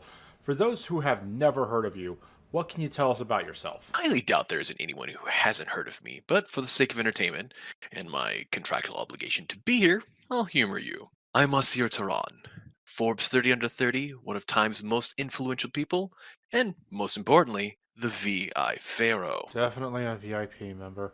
With so much wealth and influence, how did you come across the Nexus? Frankly, life at the top started to get stale, so I decided to put the skills that got me to where I am now back into use. Go back to my roots, as it were. Your roots? Were you a prize fighter of some sort before coming into your wealth? I used my skills to, let's say, encourage people to not neglect their debts and responsibilities. All right, not touching that landmine. You were seen with the Beefling as a bodyguard of sorts in the early days of VIP. How did you two come into contact? Oh, well, we first met during the #1 contendership match for what would become my second run with the Warpgate Hardcore title. He stood out against the other opponents who were, he stood out against the other opponents with not only his unmatched strength, but his panache. Clearly he and I were cut from the same cloth. So I met with him after the match and made him an offer to move beyond the other dregs in MNW. It wasn't for nothing, though. I bet the beef being by your side surely made it harder for those who would, let's just say, try and ambush you. Oh, of course. The Beefling is an excellent deterrent. When in a match, he destroys anyone he can get his hands on. So you can imagine what he would do if he wasn't restricted by the rules of the ring. He's so effective that neither the Triangle of Terror or the Faces of Fear ever attempted to use their numbers against me. To my knowledge, you and Beef relatively made it out of the Inquisition hunts unscathed, with the exception of your loss of the hardcore title. That loss was to Lucius Constantine, but we'll get back to them. And the Inquisition? Well, they knew better than to attempt anything against us. I kind of have to ask this, but how did Wilson, son of Will, end up with you two forming VIP? Simple, really. So much so that even a lowborn like yourself should be able to see it. Wilson stood out among the rest of the Flashbang dregs. He had the potential and the drive to be one of the greatest wrestlers MNW has ever seen, a potential he's clearly lived up to. But what about Albatross? How did he go from his, well, let's say weary state to the Doctor of Albinomics that we see today? The good doctor? He was disillusioned with his tag partners at the time. They were unable or unwilling to help him push past his limits. So he came to me. Our match in Multiverse was not only to prove who's the best, but it was to show Alba that he still had new heights to climb. You see, he and I are members of a very exclusive club, that of the technical wrestler. We walk a path that few have the constitution to do so. During our match, I showed him that he could be so much more, that the stable he was in was just dead weights holding him down. I showed him that if he joined us, he could live up to his fullest potential. So you feel that this Albatross is a new awakening of sorts to get to the next level? Oh, I know it is. It is only a matter of time before he has gold around his waist again. Well, not to bring up a sore subject. Okay, I'm bringing up a sore subject. You had a triple threat match with Semjax and Zacho Duo this past Saturday. How are you feeling after the fact? I'm livid. Once again, the Twilight Extra opted to take advantage of another wrestler's efforts and face me one-on-one. He claims that it's some sort of divine right. Can you believe the audacity of that poorly dressed corpse? I can't really speak on it too much because of the nature of my job. I will say, though, the Nexus Titan Championship does suit you in a way. Your gift of technical wrestling fits what the Nexus Titan Championship is at its current age. Something we both agree on. The Nexus Titan Champion should be someone of unmatched in-ring skill. And soon, I will reclaim that belt and return it to the rightful glory it deserves. With all this being said, as we are winding down here, is there anything that you would like to tell the Firing Line audience? Only that those of you with gold around your waist, enjoy it while it lasts, because I'm coming to collect. I would like to thank my guests for joining us, and if you would like to see Ausir Taran put people through the judgment of Anubis, please tune in to twitch.tv/Takahata101 for MNW Warzone on Saturday evenings. This has been Joe, signing out.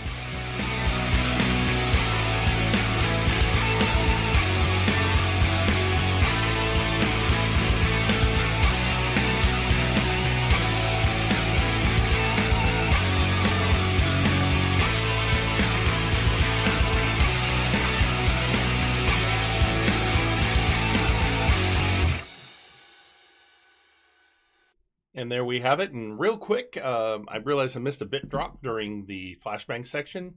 100 bits from Mr. Hardluck. And don't forget to vote Scott E. Visits Jack in the Hospital for Promo of the Year 2021. Sure. Why not? Yeah, there we go. And yeah, so that was, there we have it.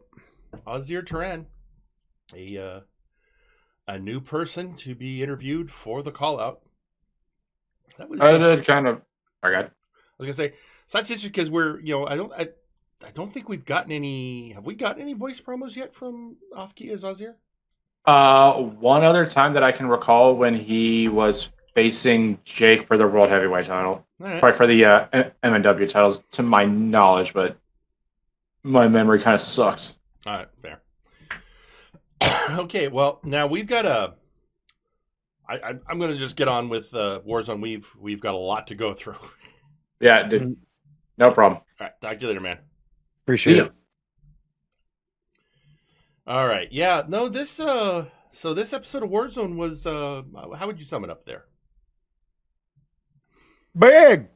Yeah, it was. So we rate the length of the show by how many segments it has. Well, it like we used to joke about the length of shows, and we'd always then kind of say, well, in all honesty, if it's a really long show, it's not that big of a deal. It's how many matches there are that's the big deal. Because, even if it's a long show, if we're still cutting it down to the same number of segments, then it's fine. Yeah. But if it's just a lot of things, I can't cut that too much. So, for example, the Flashbang we just watched was 13 segments, which is about an average Flashbang.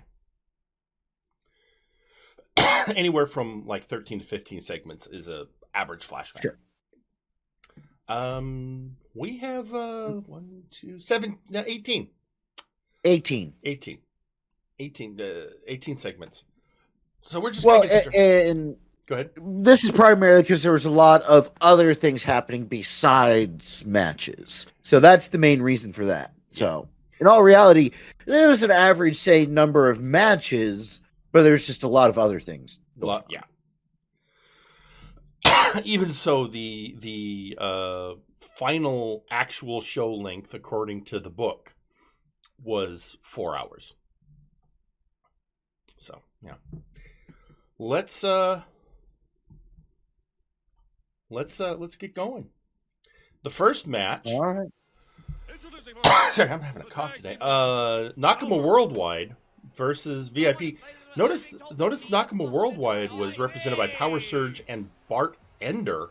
What? And VIP is represented by the Doctor of Albinomics and Suplex Sam. I think he might have moved up to a duplex. I think he might have. Hey, thanks to Corporal Canada with rating with a party of 7. Pleased to have you here, dude. In Canada. But yeah, and a new look for Suplex Sam. He's ditched the blue and embraced the gold. Who knew gold chainmail could look so pretty? Yeah, really brings out his eyes. Yeah, and this is and living up to his name, Suplex Specialist. Okay, and thank you to Simply Camu for the follow. Welcome to the House of Caliban. And with that, we have but still, I mean, Bart Ender coming out for Nakama Worldwide, especially after, I mean, yeah, he's been doing that a couple of times recently. And I mean, he doesn't have to deal with Trashman in this instance. No, but in the end, it's still, considering the history he's had with Trashman, yeah, he's now helping, and this was coming out straight out and getting the win. Bart Ender secured the win for Nakama Worldwide. I haven't heard a fully official word, but I can only infer from this that the former member of Lucha on the Rocks has joined the NWO. I mean, I don't know if I've heard any official word, but it's kind of hard to argue the statement after what we saw there. I mean, he came out with them last week, and that was not the first time. And now this week it's just him and Power Surge. Well, and he also seemed slightly more content with how he came out there, and obviously he ended up getting the win. So yeah, I don't know. A lot of questions. I mean, I'd like to know more what's going on with Glacerius, I suppose, at this point. But yeah. Let's move on because again we got a lot to get through. But the next match we have Daggerick coming on to face the Terror Angel Fear Strikes. Let's do this. And I suppose this match. Well, you know, Daggerick came out last week and had that match with Ginger Boy, and you know the Mad Lad of London came out on top on that one. And now he's taking on the you know what? So much has been going on with Fear Strike. I mean, I'm talking about Daggerick, but Fear Strikes as well. I mean, these kind of a roller coaster for these guys. Oh yeah. Well, and I mean, if you know, certainly not the only two, but if you were to look at the people that you could say have been screwed over in the recent past, these two would certainly be up there on that list. So, yeah, and everyone, I think what Vaughn is pointing out is normally something like this, you'd have like 16 segments, and yet something took 16 segments and made it 18. You'll see. We'll get there. We'll understand what we're talking about. But, yeah, I think you made a good point. These are two guys that have been screwed a lot. I mean, Fear Strikes, over a year ago, his split from the Faces of Fear was his decision. But still, and he has been Nexus Titan champion. But of late, you know, he's had the screws put to him. I mean, Daggerick, let's be honest, Daggerick's never been the same since he was imprisoned by the Inquisition. And there's been nothing that's happened that would diminish the anger he's feeling. But I'm sure at least the victory over Fear Strikes had to feel good. Well, and you know, the big thing that we hear from Daggerick lately is going through that book of grudges and just kind of getting some of these names marked off. I'm not sure if Fear Strikes is one of them, but I don't know. Here's the thing. I mean, we know a name on that book. We know a big name in that book, and that name, of course, being Louis McDonald. True. Or, you know, really anyone that associated with the Inquisition. I think I ended up on that thing at some point. Yeah, and that's, you know, right now that leaves him with, I mean, when you think about it, Louis and Dr. Grimm are really, can you think of anyone else still on the roster? Still on the Warzone roster that had any real association with the Empire or with the Inquisition who are left?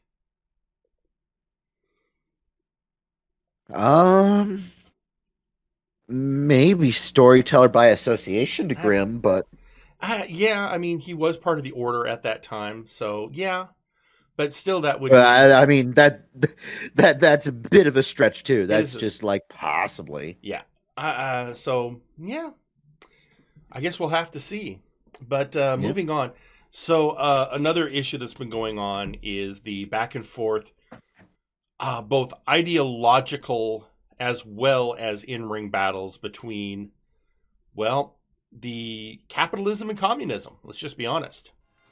The Republic and their issues with Eastern Bloc Party.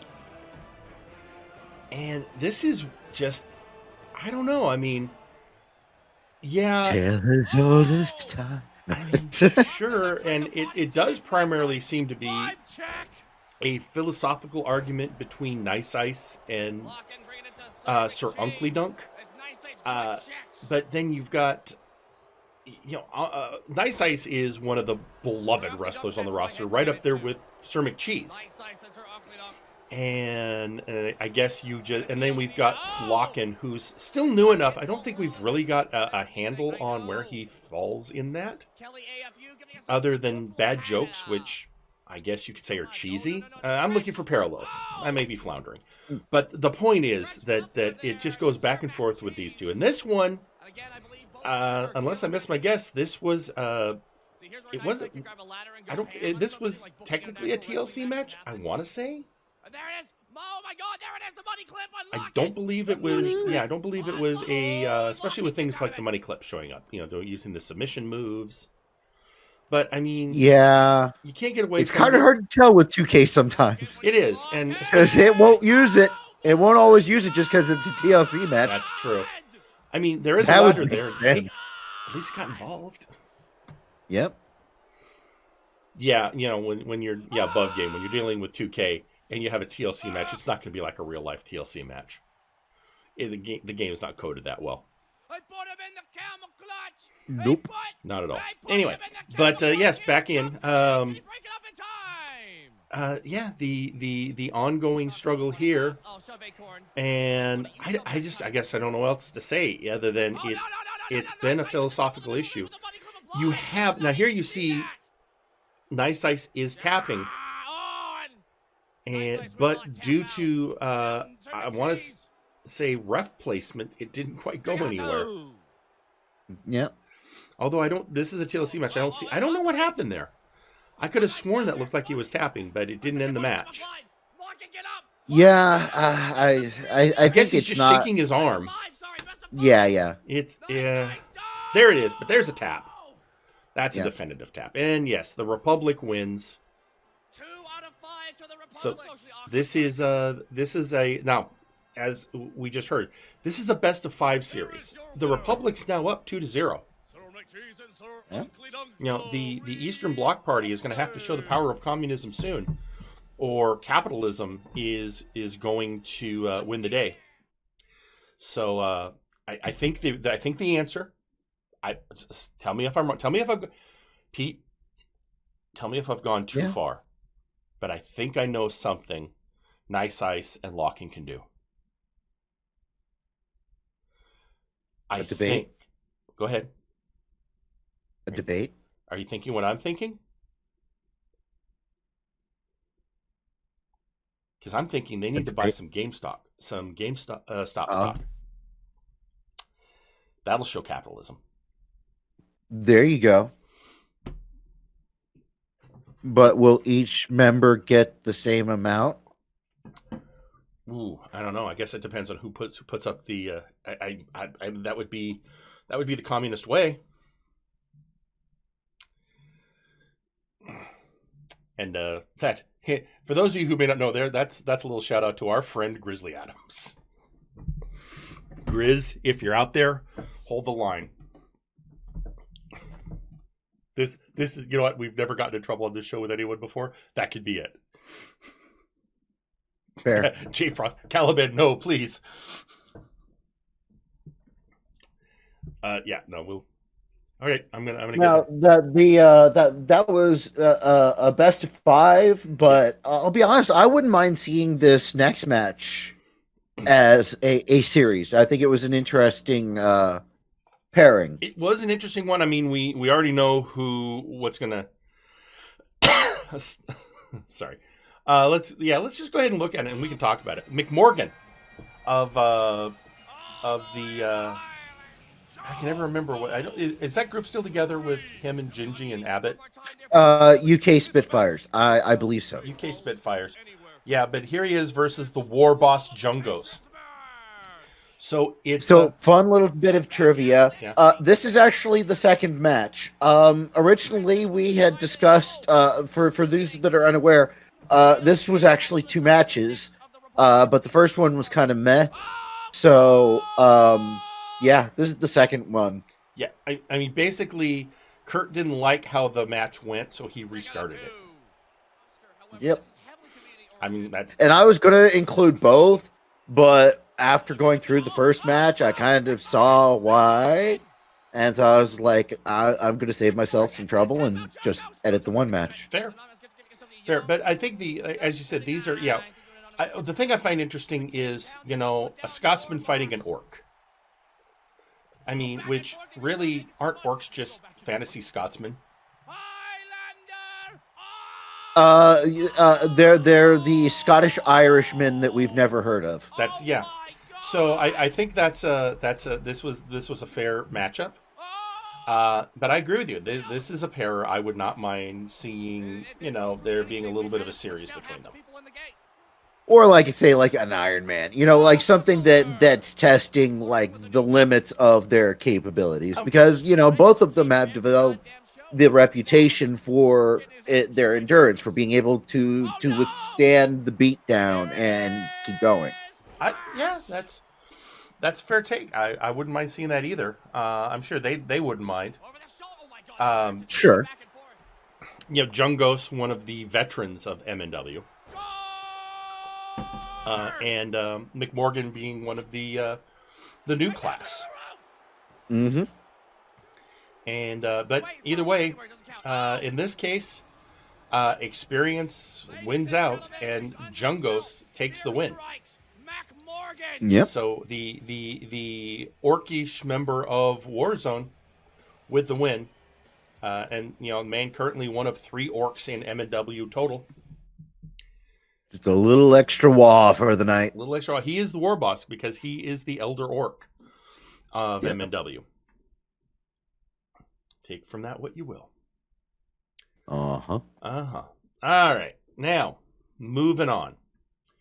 The next match. So this one, we've had a little history on this, I think. A little. Certainly not the first time these guys have met. But we know there is tension heating up amongst the factions of MNW. Faction wars are coming. We have been hearing the rumors of faction war, and 2 of those factions that are in that. Well, first off, you have the Conquest Bloodline. In this case, Princess Boots coming out with Gorm and Feel Good Inc. versus Main Event Mex being represented by Ausir and Malice. Well, and you're talking about the animosity between these two, and I would say, if anything, after this match, I would say that it has gotten worse. It probably has. I mean, first off, let's be honest. This is a human-free match. Yeah. We have two robots, Ausir and Malice, facing the Goliath Gorm, and Feel Good Inc. is, of course, Princess Boots' stand. Indeed. And if you don't know what a stand is, that's a JoJo reference. It is, in fact, a JoJo reference. But although we've been seeing Princess Boots mixing it up herself, and that's right. I got to remember. Somebody's correcting me. She is no longer Princess Boots. She is Lady Boots. And we must honor her proper title. Indeed. I thank people for giving me that reminder. Thank you, fellas in the production truck. But yeah.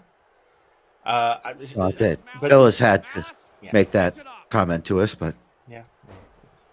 Anyway, yeah, but this, I mean, first off, neither of these, I wouldn't call either of these teams particularly beloved.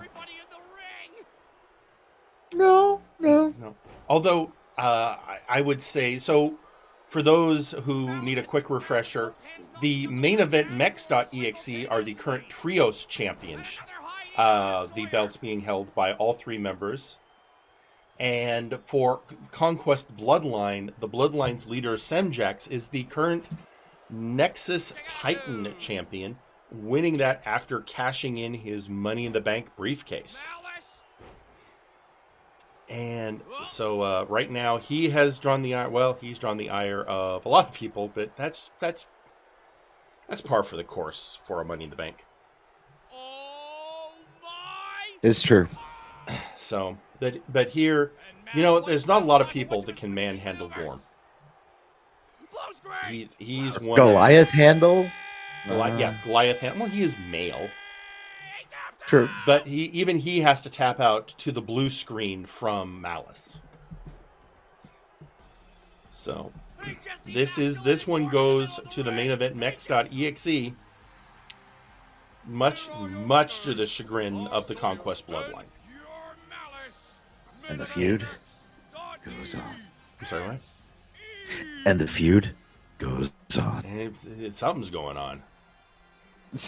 I mean, as we see these faction wars heating up, the meme and the Bloodline are really at the center of it.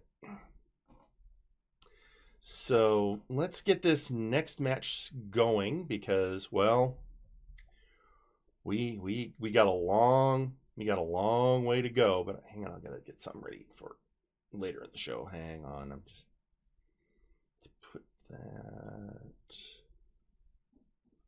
there. I'll figure. Okay, a Jill handle. Yeah. I mean, maybe I gotta twist the twizzle because that twizzle, you know how it gets sometimes. All right, I think we're ready. The next match. All right.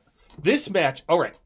As some of you will remember, we recently had the MNW Nexus Awards, honoring the best in Multiverse Nexus Wrestling.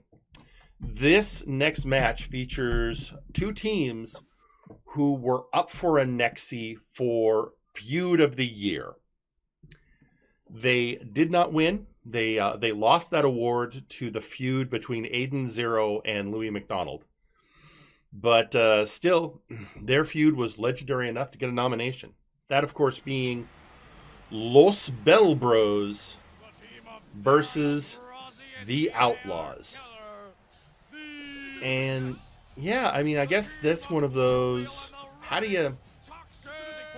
I don't know. And then, versus Toxic Waste versus Chained Hell. Yeah, I was going to say, and then two other teams in there, Chained Hell and the Toxic Wastelanders.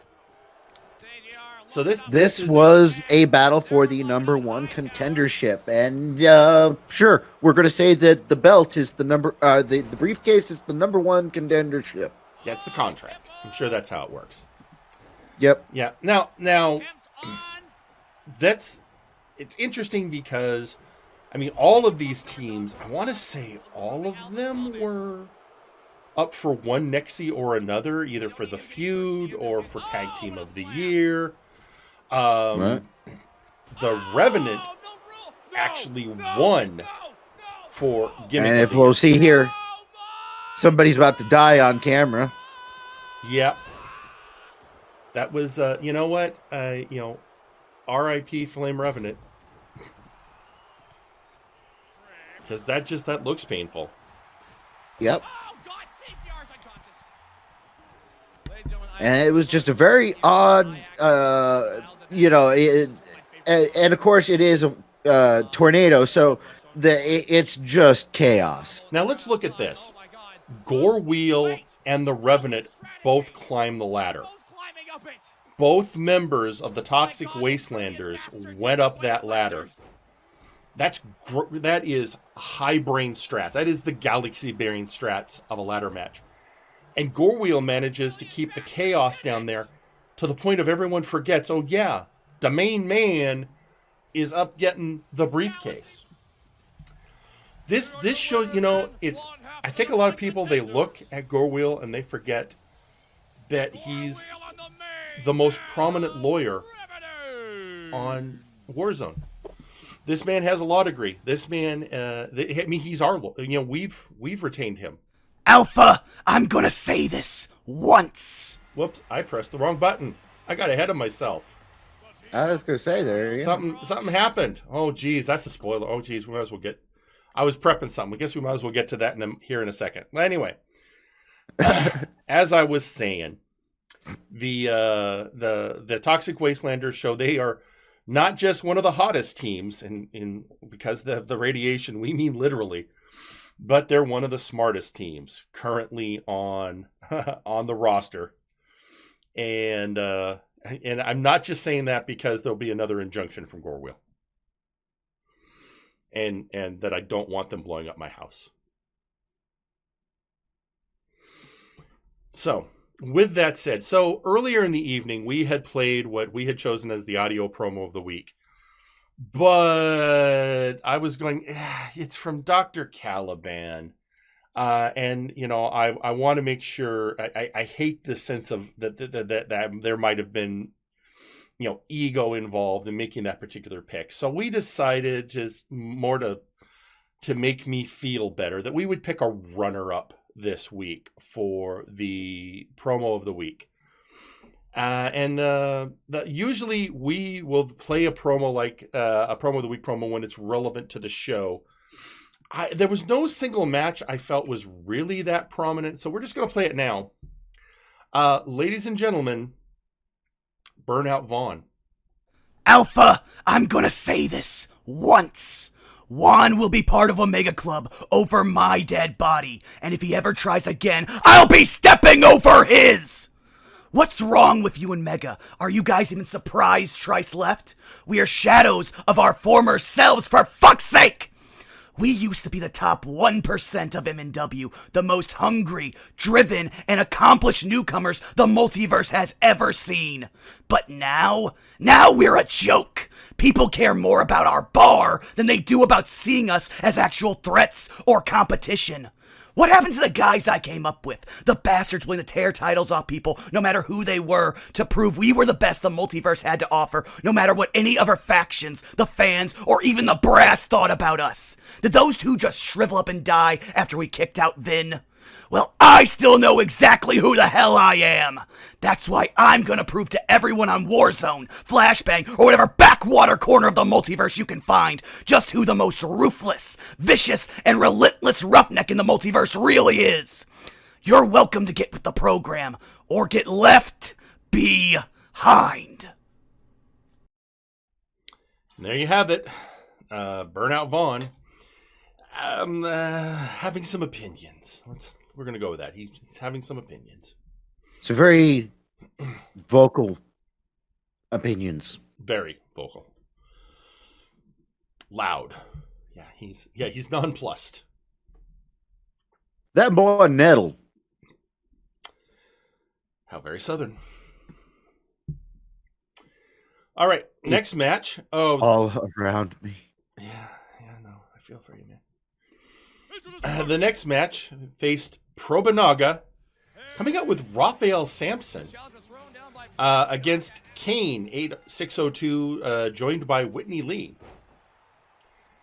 So, well, actually, to be fair, it's the All Lords coming out with Probanaga, and the Sound joining Kane. It's always been unclear. I know they have been wearing matching outfits occasionally, but I was never quite sure if Kane was actually a member of the Sound or not. I still don't know if we ever got official confirmation, though. Certainly after this match, I might lead to think otherwise. Yeah. So I think we're going to have to wait and see. Yeah. And for Probanaga, ever since he returned, he left after the issues with the Republic. And he returned at Multivania. And since then, he's shown a lot. He has a lot of allies, let's say. He's been there. He's teamed with a lot of people. But he himself still seems to be a solo act, shall we say. Sure. Yeah, but I mean, he's teamed with Daverman. He's teamed with, Jake, I guess, on certain levels. And here he gets a victory over Kane. He's been doing well, but he does seem to be. I don't know if it's he's trying to fill the void of no longer being an actual faction leader. But he's certainly reestablishing his presence on the roster. Absolutely. I see it as somewhat of a returning to his roots, if you will. I can see that. That's fair. He's he may no longer fully be an emperor, but that's fine. He's still. I mean, let's be honest. The moment of the year, Nexi, was won by Probanaga for his return, as voted on by the MNW audience. So his comeback and his presence has certainly, he's got the support of the multiverse. Absolutely. And I think that right now he's just trying to learn how to take that in. Yeah. I think it's certainly comforting to know that the people are still behind him, perhaps, because that was, if we look back, the feeling that he had lost the favor of the people is a large factor of why he went away. Right.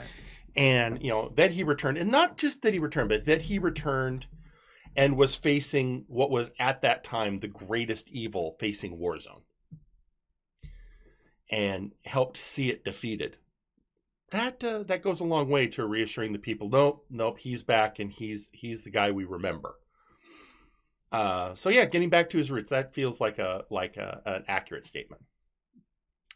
Another person who's been feeling just a little adrift recently has been our former heavyweight champion, Justice Jake. I'm coming in hot right now. I lost my title. And I will admit, I loved it when Zacko lost his opportunity to that man as well. Deep down in my heart of hearts, I loved it, and I shouldn't have loved that, because karma came swinging back. The sword of Damocles cut my title reign short. You haven't seen me in a goddamn month because I have been busy working with Pupusa to get to the bottom of this. And I wish, Zacko, you'd help me, man, because goddamn that guy, whoever it was, screwed you too. Because here's the thing, ladies and gentlemen, we have no footage of the first attack, but guess what? We got footage of the second attack. That's right, Pupusa is on his way right now with footage of all angles of this arena, so we know where that attacker came from on the night of the apocalypse. So anyways, folks, later tonight we're going to get to the bottom of this, and we're going to know who that piece of shit.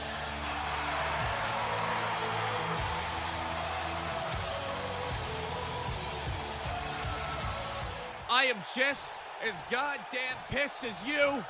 That man cut short High Voltage's world title run.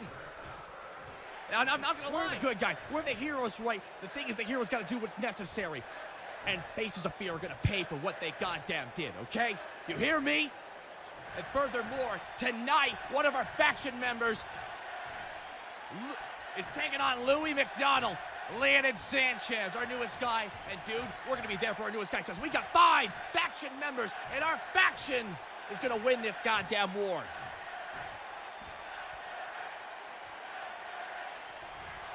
We stand our ground firm. We stand by our boy. And then we find out who messed with us. We see who fucked around. And they get to find out. And they're in for a shock from High Voltage. So a couple things going on there. I mean, Jake seems to be focused on, so for people who aren't aware, of late, we have had a mysterious individual in a black hoodie and mask who has been coming to the ring and interfering in matches. His interference, Jake, he interfered in Jake's match. Pretty sure it's not Randy Orton. Pretty sure it's not Randy Orton. It doesn't seem his style, but somebody has been acting as a fly in the ointment. Quick attacks, quickly getting away. And Justice Jake is working with our local private investigator, Papusa, to get to the bottom of the issue. But Chaz Lee, his focus, I think it's proper to say Chaz, it makes sense. His focus is on the faction warfare. And, maybe bringing his fellow High Voltage member back to focus on that. Get him past the entire issue with the attack and the loss of his belt. Well, with that, our next match, this next match is a fatal 5-way, but it's not just any fatal 5-way. No, there's a belt on the line. This is a open challenge from the Big Oof champion for his title for 4 other contenders all at once, because a lot of people have been stepping forward to meet his open challenge. And those people include The Beef from VIP, Carnival from Conquest Bloodline, Lieutenant Phoenix Hallex, and the Faces of Fears, Lucius Constantine. All coming after the Big Oof champion, Maximilian Thunder Thighs. And yeah, this is, I mean, what do you say? This is a, you know, it's a one fall to a finish. And it is, just because Max had so many people, he just couldn't choose. Well, actually, is this one fall or is this elimination? Isn't it? Elimination. His elimination. Yep. And this is one of those. You know, So we first saw the Beef get eliminated. Then we later saw well, Lucius right here. Right. We see Carnival getting the pin on Lucius. Yeah, but then you see Lieutenant Hallex going in and getting the pin on Carnival. Guess he's going to have to return to the Clown Hotline after this. Carnival has been. But then the champ himself, you know, once it's one-on-one, Max has an opportunity to show why it is that he is the current reigning Big Oof champion. 3, Max has done it. And that is a proper title defense. It is you know, taking on 4 other competitors all at once and still coming out on top. You know, a lot of people, let's be honest, VIP have been questioning whether Max is a real Big Oof champion. I think right here he showed, well, you can shut up. Shut your dirty mouth. Well, he would never say dirty mouths. He's a good boy. But, yep. There it is, ladies and gentlemen. Yep. Still your Big Oof champion, Maximilian Thunder Thighs. But the thing that we're going to see next, this night, I guess... You could say that this is where the night took a turn. Yeah, you remember we were saying there were a lot of segments? Well, that's because a lot of stuff happened backstage. In this case, backstage. Justice, not Justice Jake, Chesley, who, after having gone out to talk to Justice Jake, got assaulted by this man who we very quickly learned is D4C Trice. This is the man who, I guess, was, past tense now, the leader of Omega Club. Yeah, he seems to have gone monochromatic. Yeah, this is a new look for Trice. We know that after he attacked fellow Omega Club member Alpha Kong, that something was definitely brewing. But now this seems to prove there's a huge change in the man who has fashioned himself as the Warzone's resident gladiator. Well, I'd say that the gladiating's about to start back up. I think so, and brutal fight, and eventually we had to cut away, and that's. Well, security came in and managed to break some of it up. It would seem. Security got out there shortly afterwards, and it ended. In the meantime, all right, this next match, one's been brewing for a while. Oh boy, has this been? And technically, it's another title match. Mm-hmm. I mean, it is. I think, however, so much was going on around it. I think a lot of people. The reason I'm going, hey, it's another title match, is I think a lot of people forgot because of how things happened. But Wilson, how events transpired. A lot of events. Wilson, the son of Will, taking on Trashman Jones for the Warpgate Hardcore Championship. First off, How long has it been since Trashman defended the Warpgate title in a singles match? I mean, normally he's been having like 8-man matches for that, and his normal chaotic style. Yes, the trash yard, trash brawl. Yeah, and yet here we have him taking on. A lot of it has been, there has been a lot of back and forth, war awards. Interestingly, the real origin of this match goes back to the Nexies. When during the awards ceremony, VIP won for Faction of the Year, beating out Nakama Worldwide. And before Wilson could get to the podium to accept the award, Trashman Jones rushed the stage, grabbed the microphone, and basically stole a little bit of Wilson's thunder, stating that that he felt the voting was rigged, and that clearly Nakama Worldwide was the top faction, and they should have won.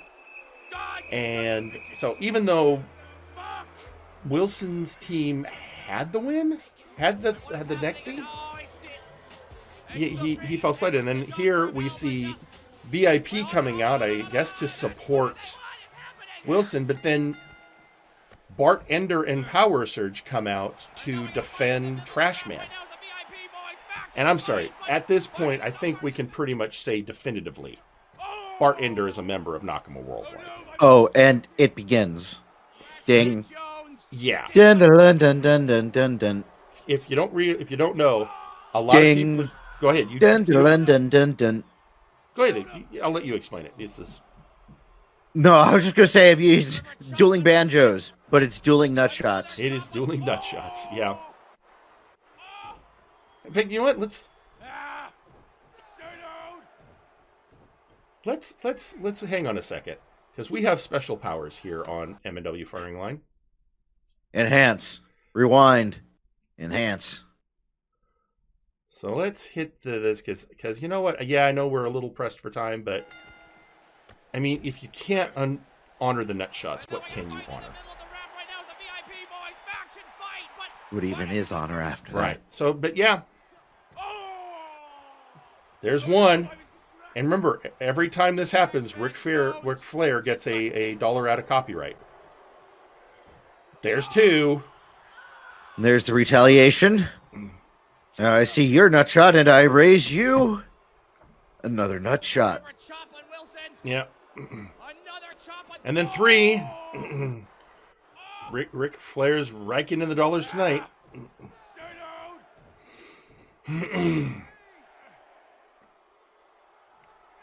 And I think it is worth mentioning, this was a last man standing match. That no getting up from that. Yeah, kind of got lost in the shuffle. One thing I think I also want to state, we didn't show every nut shot. No, I think I started trying to prune it down for time, but yeah, there were you get the point. There were a lot of nut shots. But yeah, per last man standing rules, a count out of Wilson at 10. That's how last man standing works. And Trashman retains. I'm gonna hazard a guess here. A guess even. I'm gonna hazard that we haven't heard the last of that one. No, I'm sure we will hear very high pitched remarks on that later. I'm sure we'll. But right after that happened, the camera crew had to rush backstage again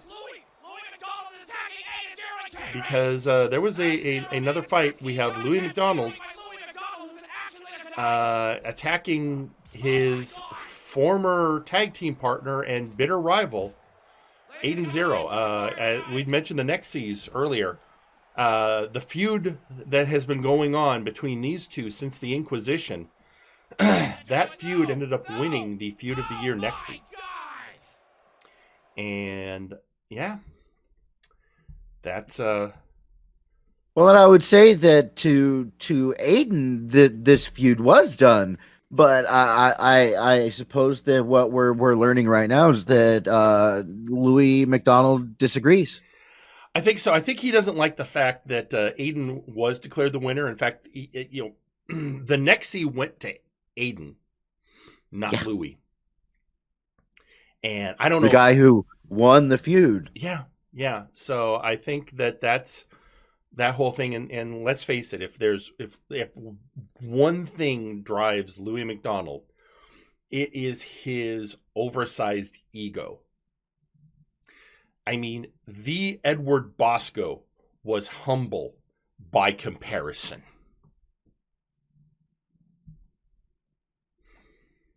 So that's Louis McDonald for you. I mean, Wilson isn't as egotistical as Louis. I'm going to let that sink in for a second. Yeah, I'll let that sink in. So yeah, that's last week when we were covering the match that Louis McDonald had when he teamed with Chained Hell to take on High Voltage. The whole match was just taking great joy in watching a bunch of people punch Louis McDonald in the face, and Chained Hell basically going, "We're okay with this. We think this is perfectly acceptable."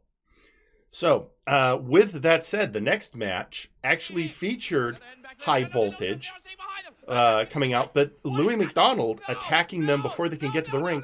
Notice who he's accompanied by. That's Louis McDonald being accompanied by Trice.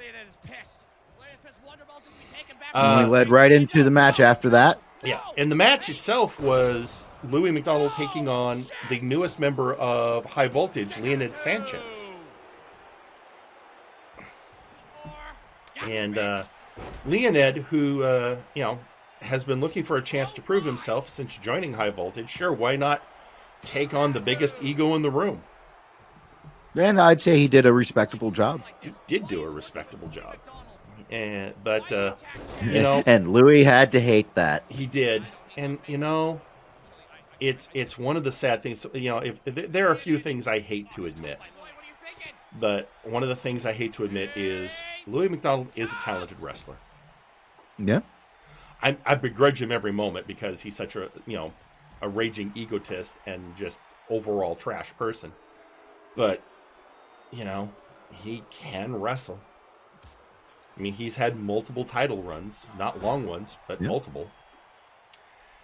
And, Leonid is looking for that chance to take him down, if nothing else because of all the pain he's caused his faction. It's also the fact that I'm sure by this time he was aware of Louis' attack on Aiden in the backstage area. Sure. Well, and like you were saying, with the membership of High Voltage being what it is, you have to imagine whether or not this is something that the rest of the team sees it as, that Leonid has to at least see this as somewhat of a rite of passage, being also somebody with this feud against McDonald. Yeah. But, and now he's got another reason for it, because Louis picks up the win. Yeah. And Louis, again, as we said, raging ego, complete asshole. Besides, he's not done with Leonid. And with the encouragement from Trice. Yeah, but then they both get chased out of the ring by the...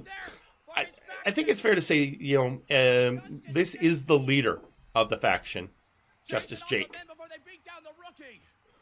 Well, I would certainly look at him as their moral compass at the very least. Certainly. I mean, the senior members of the faction are Justice Jake and Chasley.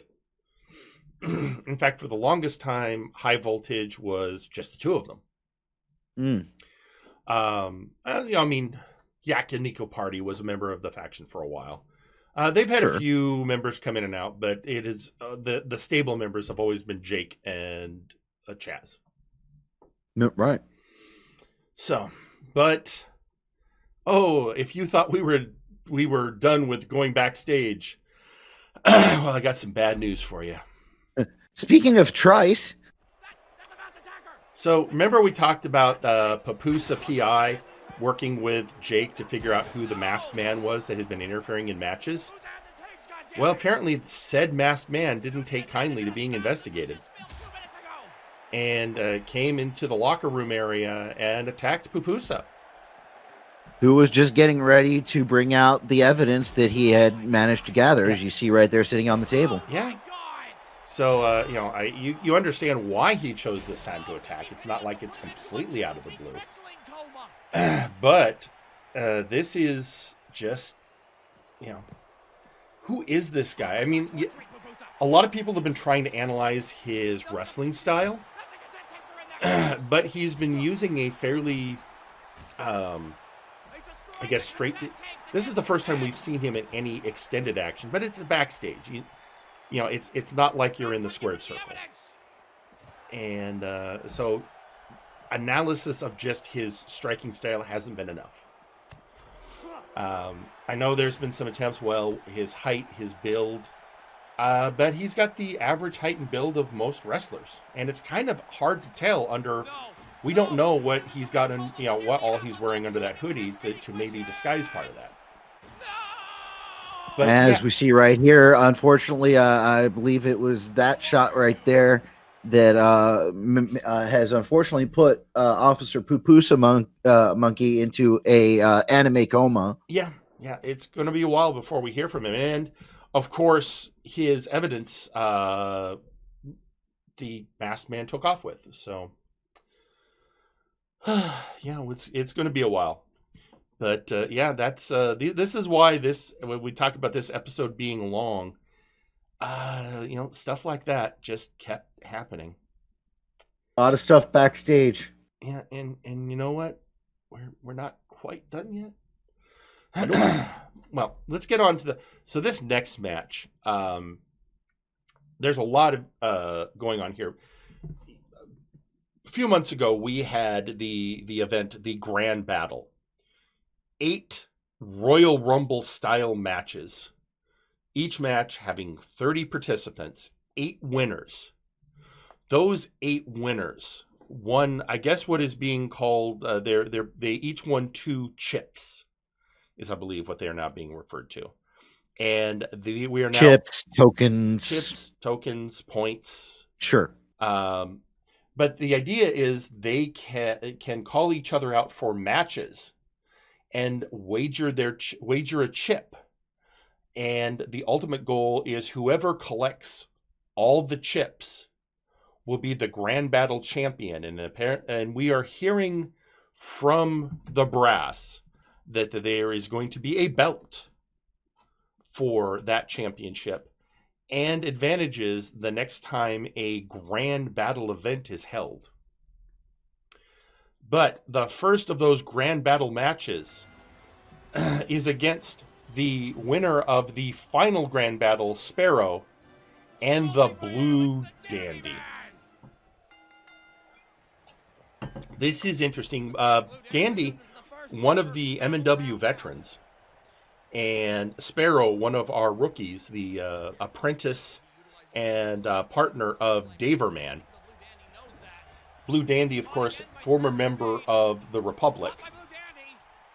And these two masked men looking for glory, two crowd favorites, but both looking for a chance to prove themselves.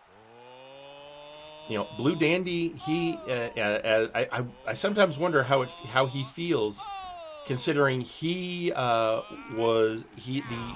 introductory match was also the introductory match for Semjax and Burnout Vaughn. And, the heights that those two have risen to, I wonder if Dandy feels like he needs to play a little catch-up. Perhaps. So, if you're on the MNW Discord, you want to go into, I believe it's Warzone spoilers, the model for the Grand Battle belt has been released. I just didn't grab the image for showing here tonight. And Sparrow taps out to the Dandy Man. So Blue Dandy is the current leader with 1 extra point for 1 extra chip in the grand battle. Yep. Yeah.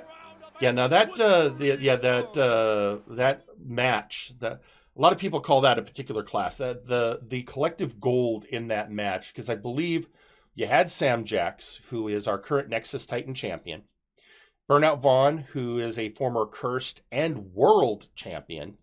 I believe Dark Lord Popo debuted in that match, and he on Flashbang was the tag team champion for quite a run. And of course, Arkulf was in that match as the gatekeeper, and he is a former world heavyweight champion. So the amount of gold in that particular match is pretty impressive. And you wonder if that, how much, as I said, how much pressure that puts on somebody like Dandy going, Oh, let's see. Okay, we're getting a report. Was Sam Jax, Burnout Vaughn, The Beef, Popo, Defunk, Dandy, and some other guy.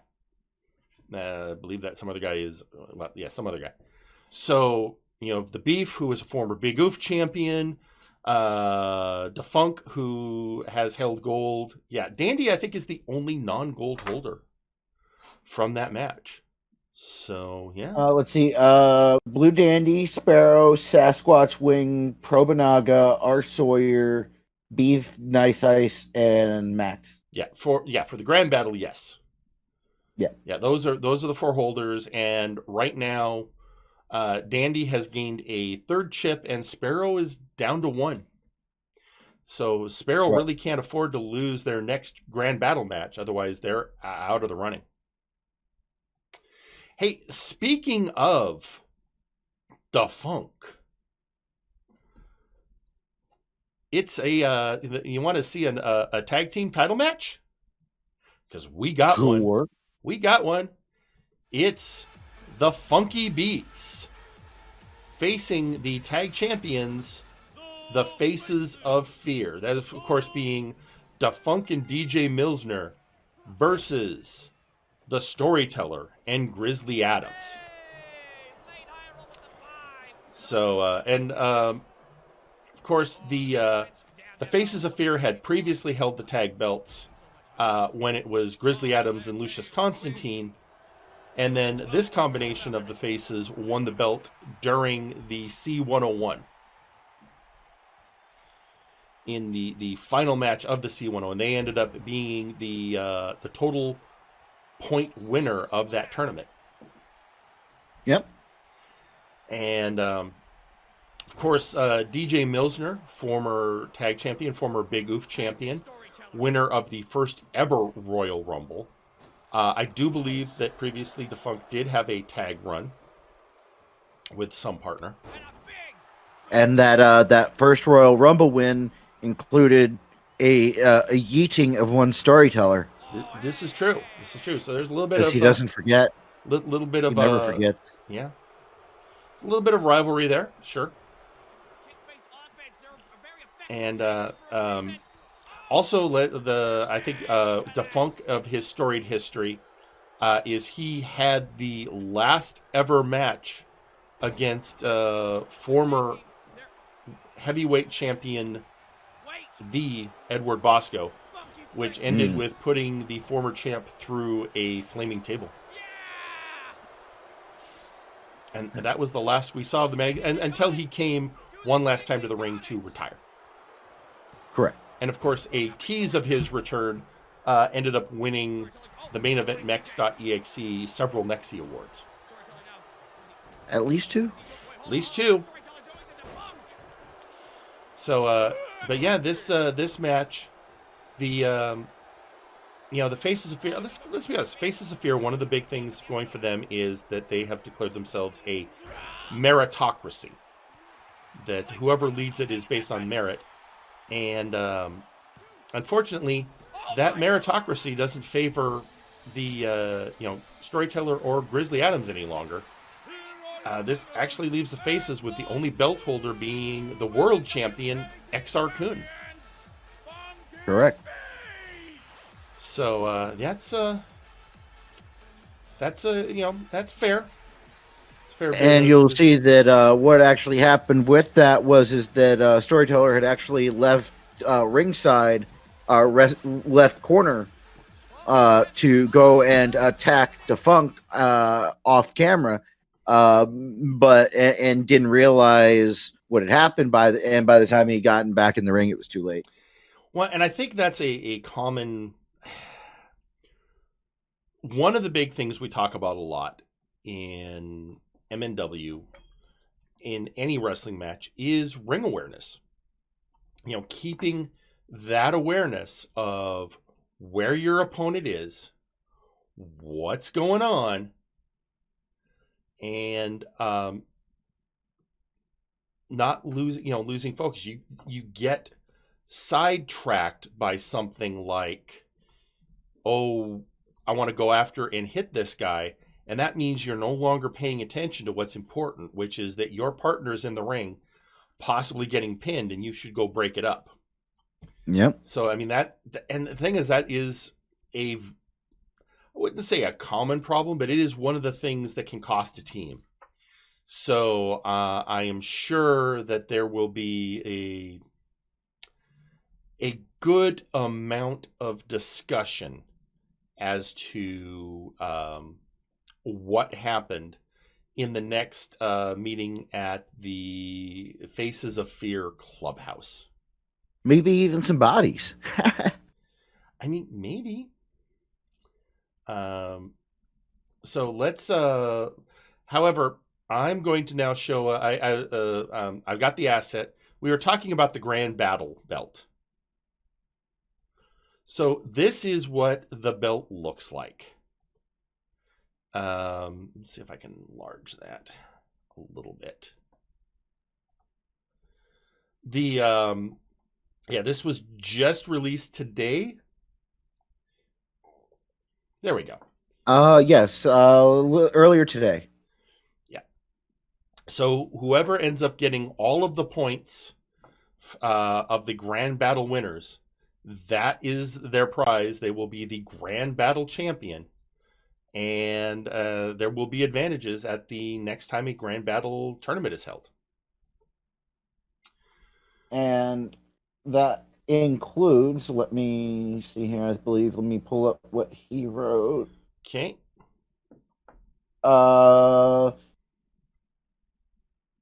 Will give the winner the number 30 spot until he qualifies, quote unquote, if he qualifies, that is.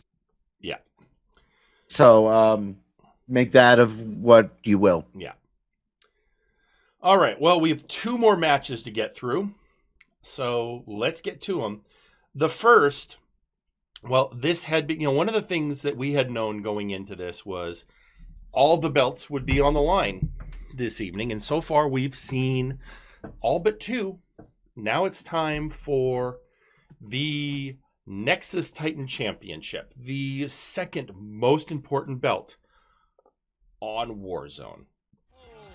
And the going up for it, well, first off, the VI Pharaoh Ausir Taran, the Wrestler of the Year, Zacho Duo, and the current champion, Samjax.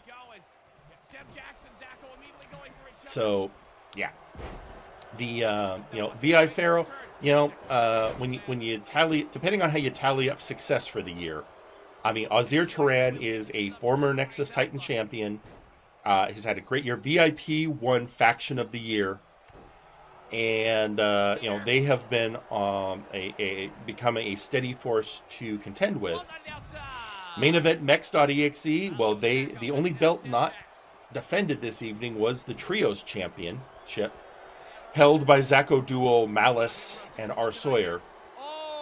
And then, of course, you have Samjax and Conquest Bloodline. And Samjax is the current Nexus Titan champion. And there was an argument that right now, if you held a competition for most improved faction, probably have to give it to Conquest Bloodline. Yeah.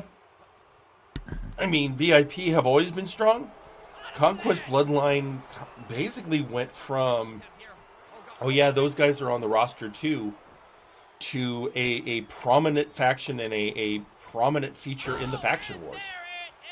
Well, I would say that the legitimacy, it felt more like early on you would say, it almost felt more like a club instead of a faction, and I would say that that's certainly not the case anymore. No, not at all. And for a long while, people were looking at Sam Jack as a Four Horsemen also ran. That's true. Somebody who was... He was scouted early on. He was scouted before they ultimately picked Dr. Grimm. And then merged with the Faces of Fear and disbanded as a faction. But Sam Jax has gotten over that and has risen to near the top of the company. I mean, the Nexus Titan champion, the second most important belt. And no one treats Conquest Bloodline as a joke anymore.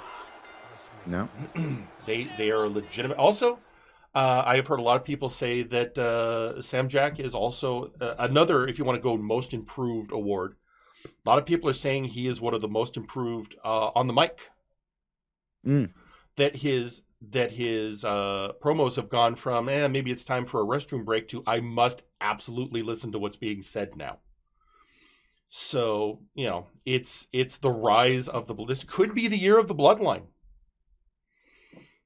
This last year at the Nexies, it was swept by main event Mex.exe. Maybe next December, beginning of next year, we're going to see the Conquest Bloodline sweep the awards.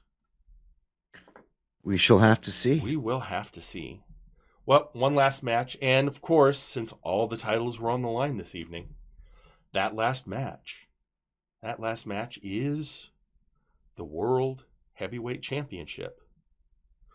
And the contender for that championship is Citric King, who had a great match against this man last week, the world champion, XR Kun.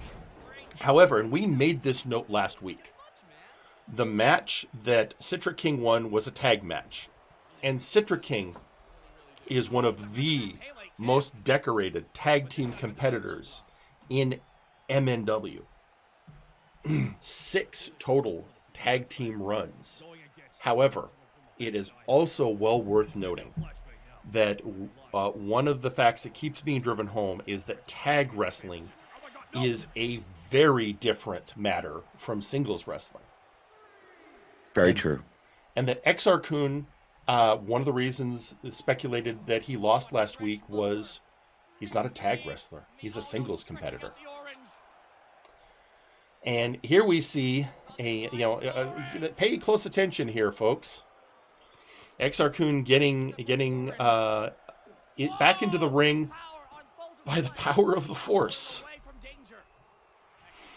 And some freaky shit there. It's one of those things. If he were on Flashbang, APS would be right up in his face. Yep. But APS's contract isn't for Warzone. It's just for Flashbang. Damn legalities. It's how it goes. But now again, Citric King, a veteran, as we said, many great runs. He's one of the senior competitors in MNW.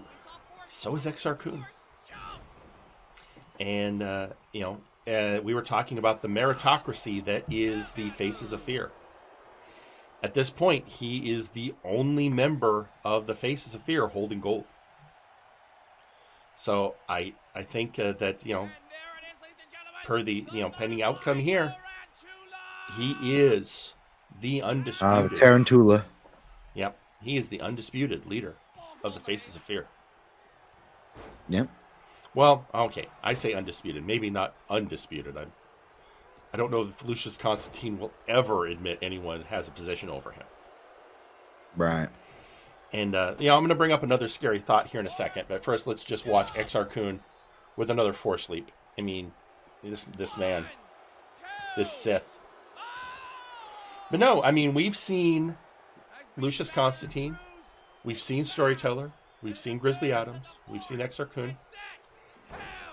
Somebody missing from that? I have no idea who you're thinking of. Yeah. Sure, it's nothing to be worried about. Anyway, XR Kun wins, retains his World Heavyweight Championship. and retains his position. The Force has set him free, but not without some controversy. This is an interesting. I mean, I could think of a lot of people I would expect to come out to challenge XR Kun, but Jungos is very much out of left field. But you know what? Jungos is also, I mean, like Citric, like XR Kun, he is a veteran in MNW. He is one of the longtime competitors. Yeah. So maybe he's coming out going, you know what? I think I'm due. So well, and I certainly didn't see XR shying away from that. So we shall have to see. We shall have to see. Well, we have one last moment. It is the moment of the week for Warzone. Ladies and gentlemen, here it is. Ladies and gentlemen, I have to lower the volume a little bit here. I actually, yelling out loud that happened, because that's one of my favorite procs in the game, actually gave me a head rush, so I'm going to be quiet. Oni combo on the ground outside. Oh my god. Both! Wait! Brilliant strategy! They're both climbing up it! My god, those brilliant bastards in the Wastelanders!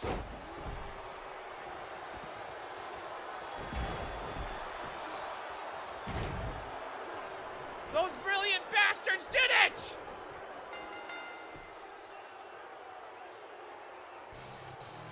Galaxy Brain tactics from the toxic Wastelanders! They both climbed up both sides!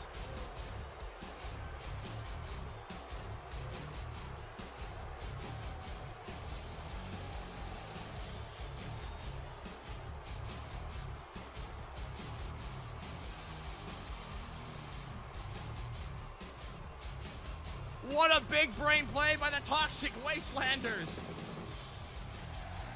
Here are your winners and one half of the #1 contenders. Gore wheel on the main man, the Revenant!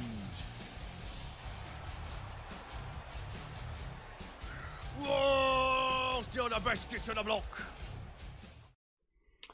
And there you go. I mean, gotta admit, that was pretty cool. Yeah. And Carla, for your question, not something that you see too much of. No. And to answer Carla's question, probably. I know it's been at least 2. If that's all you're seeing, then we will defer to your judgment. Mean, if your book's saying 2, I mean that sounds at least 2. So I'd say it's probably right. Okay, so we're gonna chill for a second because Bosco said he wanted to come in at the end of the show.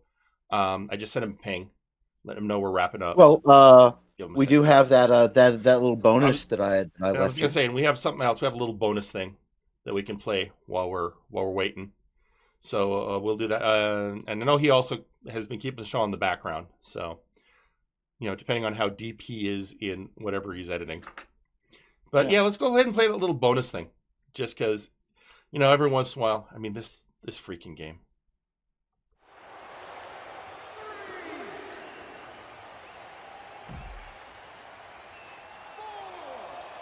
Stretch muffler. Meep, meep, meep. Oh no, he's stretching out the orange. Nothing rhymes with orange. Except for Borange. Whoa! Seth Power on full display as he teleported away from. So crap. I mean, that's just, I don't know, this game. You were saying you think you have a theory about why it did that particular glitch? Yeah, because what it looked like it was trying to do was he was trying to slam him to the ground, but then he went to counter it. So when it went to push him to place him on the ground, it pushed him back, but it pushed him so far back that it was into the ring, and so you have the little teleport. Yeah, I mean, on the other hand, at least it was XR Kun it did that with. So, oh yeah, no, it's just totally forced. It was totally forced powers. Totally forced powers. Yeah, the game did fine. Yeah, no, it was great. It was great. All right, so we're still. Like I said, I pinged Bosco. I'm gonna say, Well, and for anybody that's curious, yeah. Also, you didn't tag it correctly. You left off the B. Did I? I can fix that. I did. For those curious, what we were holding off on is that what's happening right now is, as many of you know, tomorrow is the Breakdown 5, and the issue right now is that we are being informed that because of the nature of things are this is going to be a long pay-per-view. And so what we are trying to do right now, what Bosco has done is he's put up a poll for those of you unaware in the Discord in Flashbang polls. There is a poll on whether or not to have the show either at its normal time of 5 PST? 5 PST, yeah. 5 p.m. PST, or at 12 noon PST. So he's looking for people to get responses in that to give him an idea of whether he can try and start the thing early. One other thing that we are also looking at is that those that might be able to make it at a certain time, maybe a little bit late into the pay-per-view, potentially we can see about having your match be somewhere closer to when you're available, potentially. But these are things that we are currently trying to get straightened out, and that poll, as well as any subsequent information in after it, will give everybody a better idea as to when we can maybe try and do the pay-per-view. Yeah. So I think that yeah, and I'm going to give him another couple minutes because I just did the proper ping. Although if you heard him earlier when he stopped by, he's been working on the show. He was done and then he figured something out. I have not heard him so hyped for anything in a while. Yes, so, everybody, be worried. Bosco is excited about something that he is concocting. Yeah, Bosco is very happy. That usually means it's going to be a very, very good show. And I imagine, one of the advantages if we do it early, and it looks like that's the way the poll's going, is I'm sure the after show chat's going to be insane. What is the current standing on the poll right now? The current standing on the poll is 40 votes in favor of noon, 29 votes in favor of normal time. So, I mean, not a blowout by any means, no, but it's definitely favoring the earlier start time. I think the fact that, either way, this show is going to be long. We know that. Well, that's where this whole predicament has come from, anyways, because that was the one thing that Bosco could say. It's gonna be long. It's gonna be longer than normal, and it was just that, dude. Because if we start at 5, okay, let's put it this way: average episode of Flash, and we know this because we know what time it stops. Also, because thanks to Carla, we have an accurate tally of time. Average episode of Flashbang usually takes about 3 hours. So if we figure normally it's starting at 5 p.m. Pacific, so 3 hours later it's usually wrapping up around 8 p.m. Pacific. But if we translate that into other time zones, you push it back 3 hours for Eastern time, that's getting late. And then you include, we have, Carla and folks in Australia who are watching the show, or the UK crowd. Thunderbolt is very invested in this upcoming pay-per-view, and he's in the UK. Sonogav, Burden is in the UK. So it's just with the show going longer and people wanting to see things are getting, what's going to be a good time. So that is where this came from. So that's what we're going at, and that's what it's looking like. And so the reason Bosco was saying he wanted to come in towards the end here was get a definitive answer here on the show. But I think, like I said, I know he usually has this on in the background, but I got a feeling he either taking a break, which fair.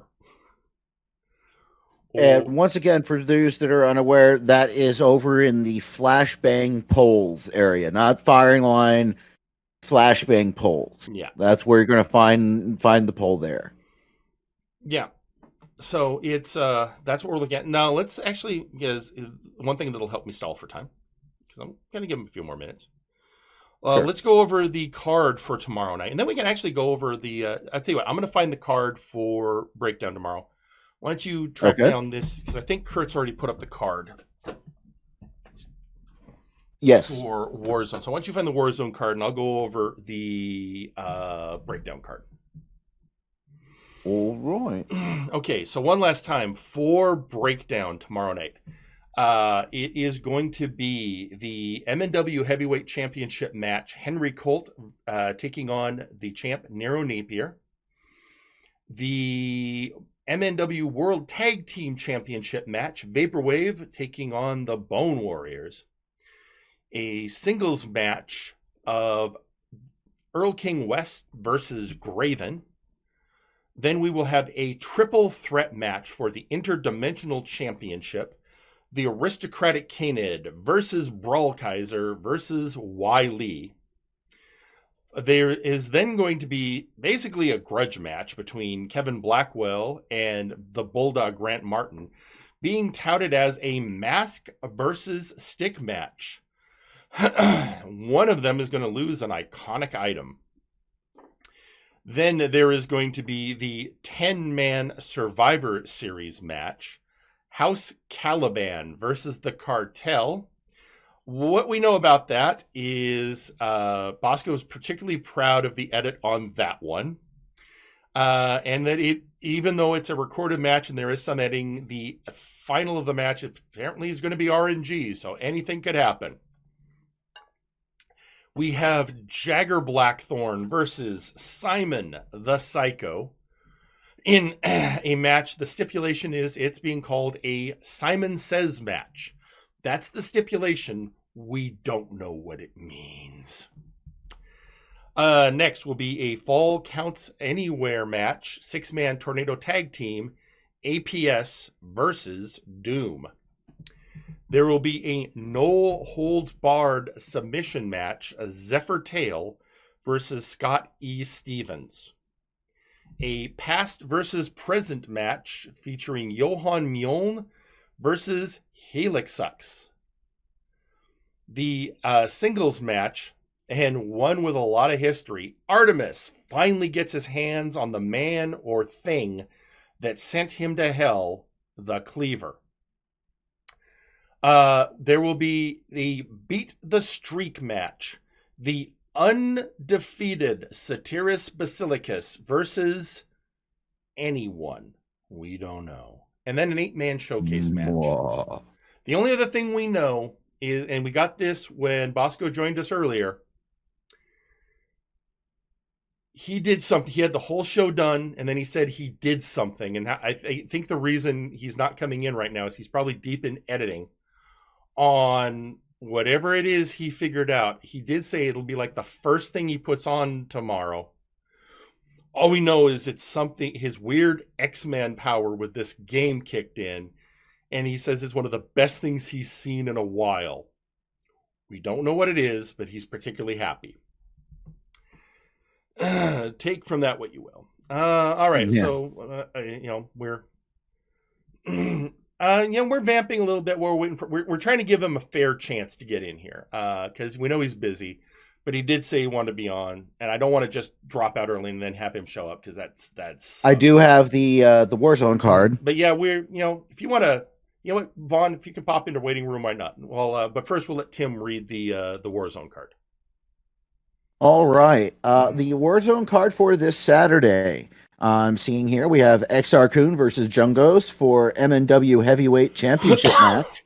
Mm-hmm. We have the Absolute Units versus Funky Beats MNW Tag Team Championship match. Then we have Trashman Jones versus Anon, Registered Anon versus Daggerick versus Glaciris versus Kane versus Probanaga versus Lucius Constantine versus Notorious CAT, a Warp Gate Hardcore 8-man elimination, no DQ, Falls Count Anywhere Trash Brawl match. VIP versus Conquest Bloodline in a 4v4 Floors Lava Elimination Tag Match. Winning team gets a shot at Memes Trio Tag Championships. Justice Jake and Chaz Lee go against Louis McDonald and D4C Trice. The Apocalypse cassette tapes were stolen, and Papusa PI is in a wrestling coma. Burnout Vaughn versus McMorgan. Los Belbros versus the Outlaws versus Chained Held TLC match for the second tag team #1 contenders. Bart Ender versus the Doctor of Albinomics in a steel cage match. Eastern Bloc Party versus the Republic. All sides of the argument steel cage match. Okay, yeah. Eastern Bloc Party versus the Republic. All sides of the argument steel cage match. Next up, we have Omega Club and One Chance versus Max and Toxic Wastelanders. We have Power Surge versus Fear Strikes. Ginger Boy declares for the World Championship. And finally, the Sentinels and Lieutenant Phoenix versus High Rolled and the Olods. Okay, well, so we're still vamping a little bit to see if Bosco is going to come in, and I don't mind going over every once in a while. Plus, we go grab something to drink. You grab something to drink, and I brought in somebody to help with the hype. Hello, Burnout Vaughn. Hey, Doc, how you doing? I'm good. It's not like you and I wouldn't be talking later tonight anyway. Yeah, no, I can actually tell you something, and the chat can get excited about it too. Oh, so you know that thing you, me, off key were talking about for possibly next week? Yeah.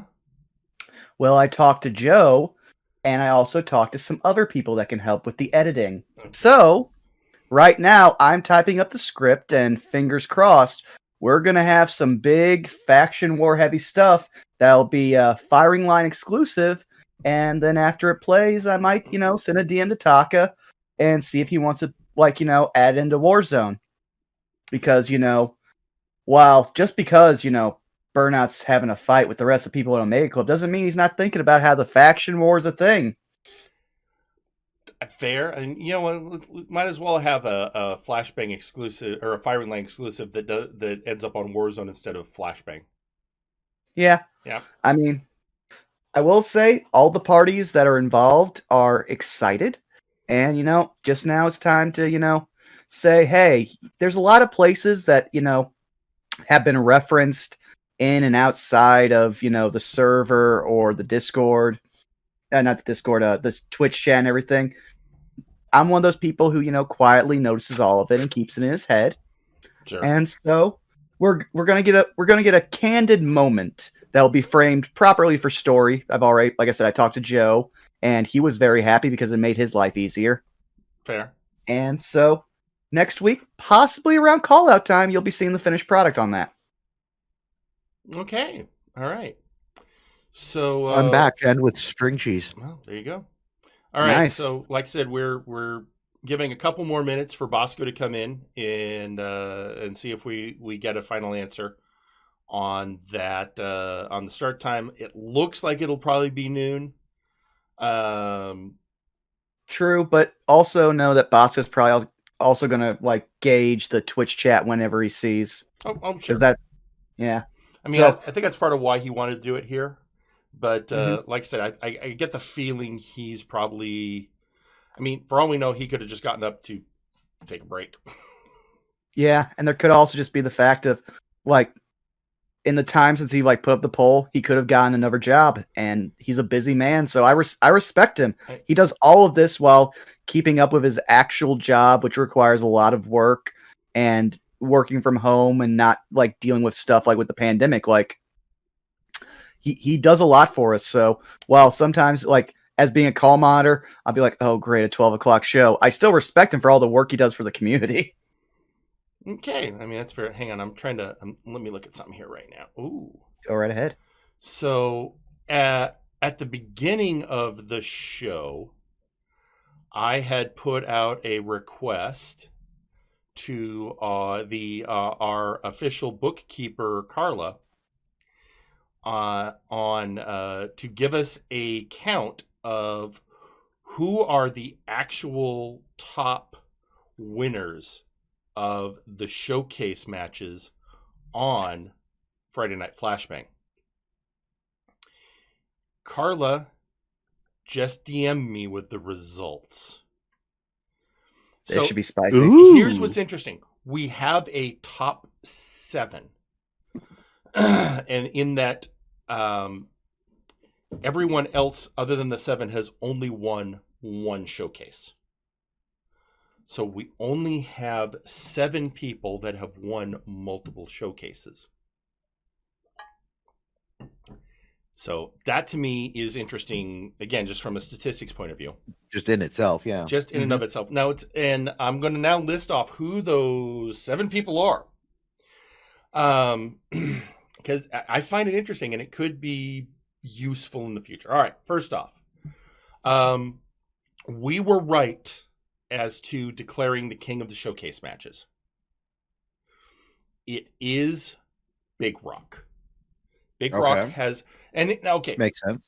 To be fair, this is as far back as data was saved. This means Correct. November of 2019. 2019, right? So, but I will say, devil's advocate. Yeah. Even with all those showcase matches, Big Rock is regularly a part of them because Gumpsy at certain points wasn't able to be around. So having him in the showcase match was, good for him in the VOD. Right. So Big Rock has 4. Second and third is a tie.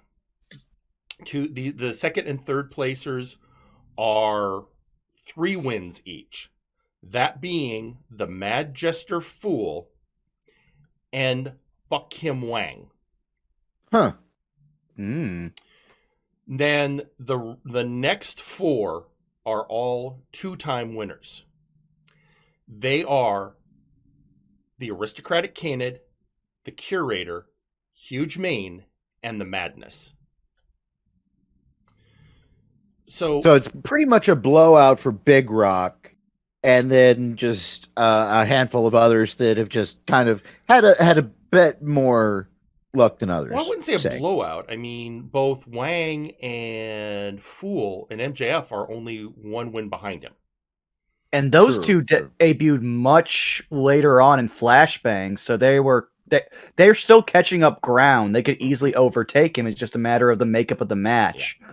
Because it's by nature a very chaotic match because it's pinfall and elimination anywhere.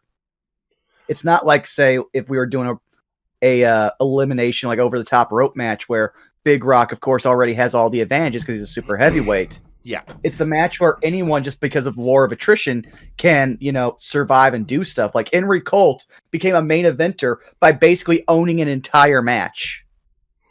Yeah. Now, the other thing I'd point out is Big Rock's tag team partner in Forces of Nature, Huge Mane, is also in there. And Mad Jester Fool and Madness are both in that top 7. So you've got 2 tag teams, the Madness and the Forces of Nature, who are in that top 7. Yeah, once Bosco either gets here or you talk to him after the call, let him know that because you can already see him booking that. I can feel his gears turning, and he's not even hearing this right now. Carla made that available already too. It's in stat results he gets. And yeah, it was. So yeah, we're getting to a point where I got a feeling we're not going to get Bosco unless he shows up here in the next few minutes. But no, Carla, hey, thank you for getting that to me so fast. I appreciate it. And again, it's the kind of thing I like. It's useful data. Hang on a second. Yeah. All data is useful data. All data is useful. And again, I'm a guy, Burnout, you feel me. You're a logistics guy. Yeah. Whether I want to be or not at this point. So, and then the other thing this does is, well, the other nice thing about this is it is also a list of everyone who's won a showcase. True. So we get 2 things out of this. We see who's won in the past, and we see who the big winners are. So this tells us, I want to see one thing here. Sometimes the best data is the data that isn't there. I mean, it is. Well, because here's the thing. So we got Wang as a 3-time winner. We see. I'm looking at where in this list. So Cowman has won one. But Sugarfoot hasn't, so only 2 members of Fabulous. You also have things like, well, of course, you got Henry Colt. He only won 1 showcase, but it was the one where he completely dominated. And let's see, Alexis. Okay, I'm just going to go over the other winners just because it'll give me some time. So the other people who've just period won a showcase match. The rest are Electroman, Henry Colt, Slamphibian, Dragoon, Scotty Stevens, Lasumio 1, Alexis Edmonton, Ginger Boy, DeLuna 13, Otora Ozul, Joseph Cowman, Brawl Kaiser, Red Star Roman, Aqualung, Omni Geek, Moira Draco, Ramund, El Pollo de la Muerte, Matt Baker, The Cleaver, Brandon Boss, Aurelian Starhand, The Demolition Fox, Samuel Manatee, Satiris Basilicus, Cyber Controller, Sheepy, Suicide Gemini, and Labras Basilicus. So, I mean, that's the history of the showcase match. And that gives us, it's like I said, it's the data it's exactly the data I asked for. And there's things I can add to that. Like, you pointed out how Sugarfoot hasn't won a showcase match, but just his performance in one literally put him up with one of the top main eventers of the show, like Johan Mjoln, because nobody saw Johan getting eliminated there, and out of nowhere, like a single iron foot took him out and put him down, and they had one of the best free matches, because we have to still talk in wrestling terms, but no, those two had one of the best free matches on Flashbang, and it completely raised Sugarfoot's stake in the show. I already liked his design, but then seeing him, you gave me all of the story ingredients to make me invest in that one character. Right. But, Hi. hey, sorry, I made you run over, didn't I? You did, but you know what? I found a way to fill the time interestingly. Sorry, that was my bad. I got some practice in on buying time. Hell yeah! You remember how I said I did a thing that was bad? Did you do another thing, Bosco? No, I just made it worse, but in a really good way. Okay, Vaughn. When was the last time you heard this man this excited? Several times, but they were typically in confidence. So I was just like, you know what? I'm just gonna sit back and enjoy the show because I know he's gonna make me. I'm not giving anything away by being this excited. I'm just saying, gosh darn it! Did you hear what we were just talking about though? No. What were you talking about? Carla got me the book. Carla got me the top winners. So first off, you were right. Big Rock is our top winner. 5? He only got he had 4. Shit. But 4 was counting the monster match. But that's not counting. We're just talking showcases. Yeah, I was counting the monster match. That's why I said 5. Okay, you can you can do that. But there are only a total of 7 people that have won multiple showcases. I'm gonna go with Aristocratic Canid. Right. Big Rock, obviously. Right. I think Henry only won the one big one. Correct. Oh boy, I feel awful. Oh fuck. No, you're getting close with that. No, shut up. Aqua won 1. Aqua only won 1. Yeah. Yeah, it was their debut. Yes. A lot of them were debut matches. That's actually interesting. But they were. Slamphibian only won 1. Right. Boss won 1. Only 1. It was only when he went 5. Oh man. Do you want the answer? No, I'm just mad because I should know this. Well, this is why we had a statistician figure it out for us. Why am I so bad at this? All right, go ahead. Okay, so the Big Rock won 4. Mad Jester Fool and Fuck Him Wang won 3. And then I forgot about Wang. Yeah. Aristocratic Canid, The Curator, Huge Mane, and Madness all won 2. Okay.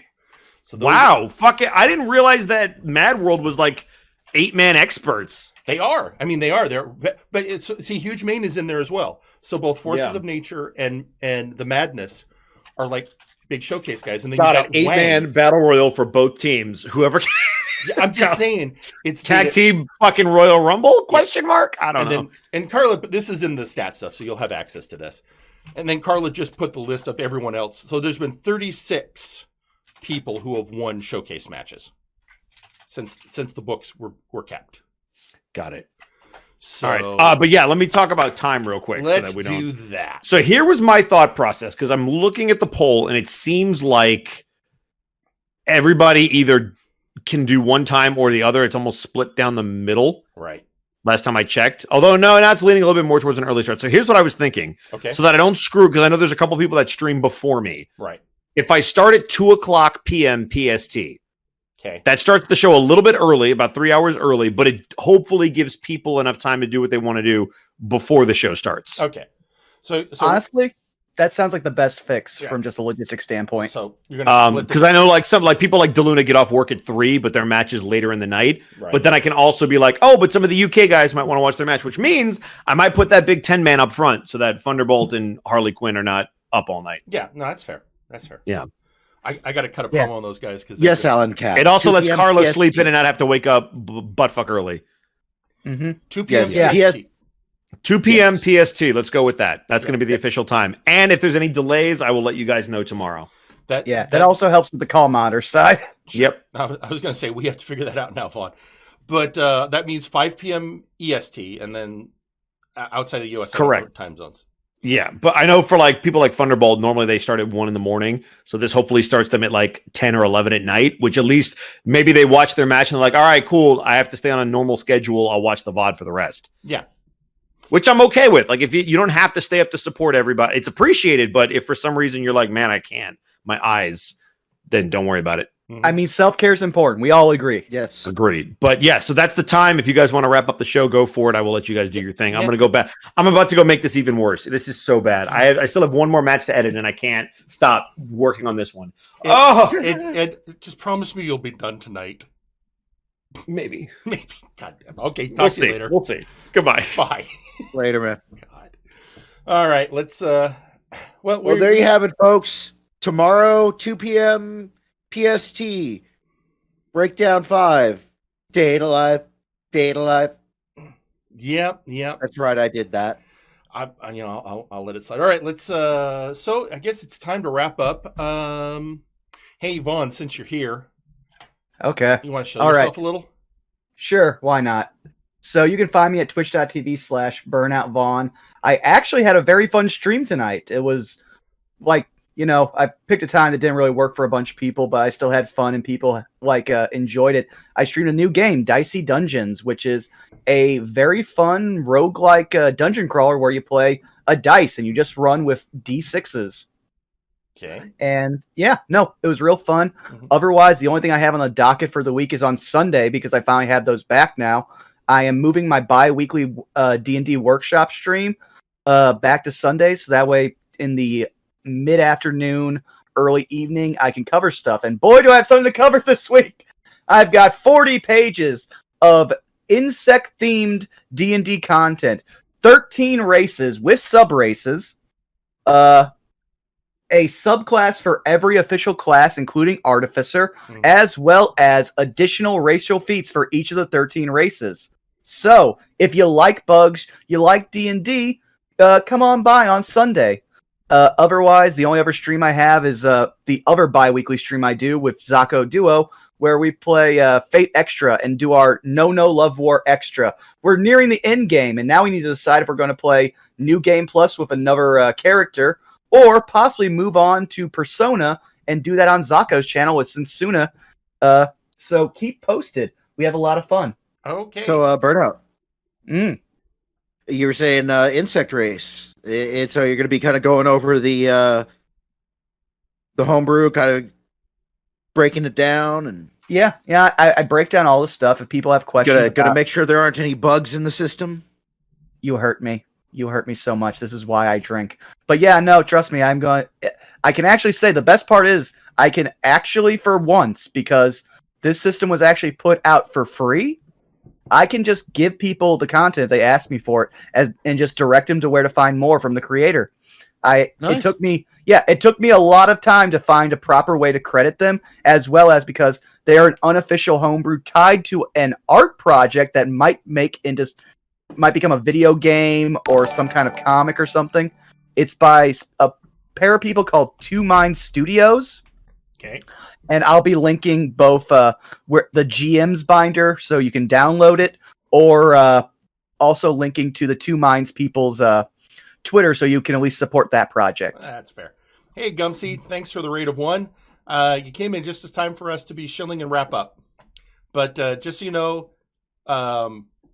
tomorrow, Flashbang pay-per-view, Breakdown 5, at 2 p.m. Pacific time, 5 p.m. Eastern time. Gumsy, I got to tell you, man, this is important. I'm glad you're here. Gumsy, I'm glad you're here. We had Carla go over the book. You are officially the person with the most wins in showcase matches. You are the king of the hill. You're at 4 wins of showcase matches since the book started being kept. Well, actually, no. We can actually point out one thing. They are the no matter what, like, if you want to try to go back with the Wayback Machine, they are the king of 5 because the original first ever showcase match was won by them. Yes.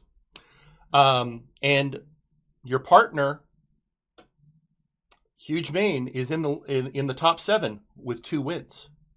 So, and the people that challenge you for the most wins, Mad Jester Fool and Fuck Him Wang, are 1 official behind you, but 2 real behind you.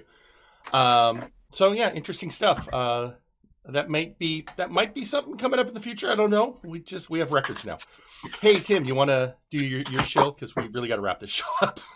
Yeah, twitch.tv/Storytellers Apprentice, and at Twitter, it's Storytellers AP2 because my name is too long for Twitter.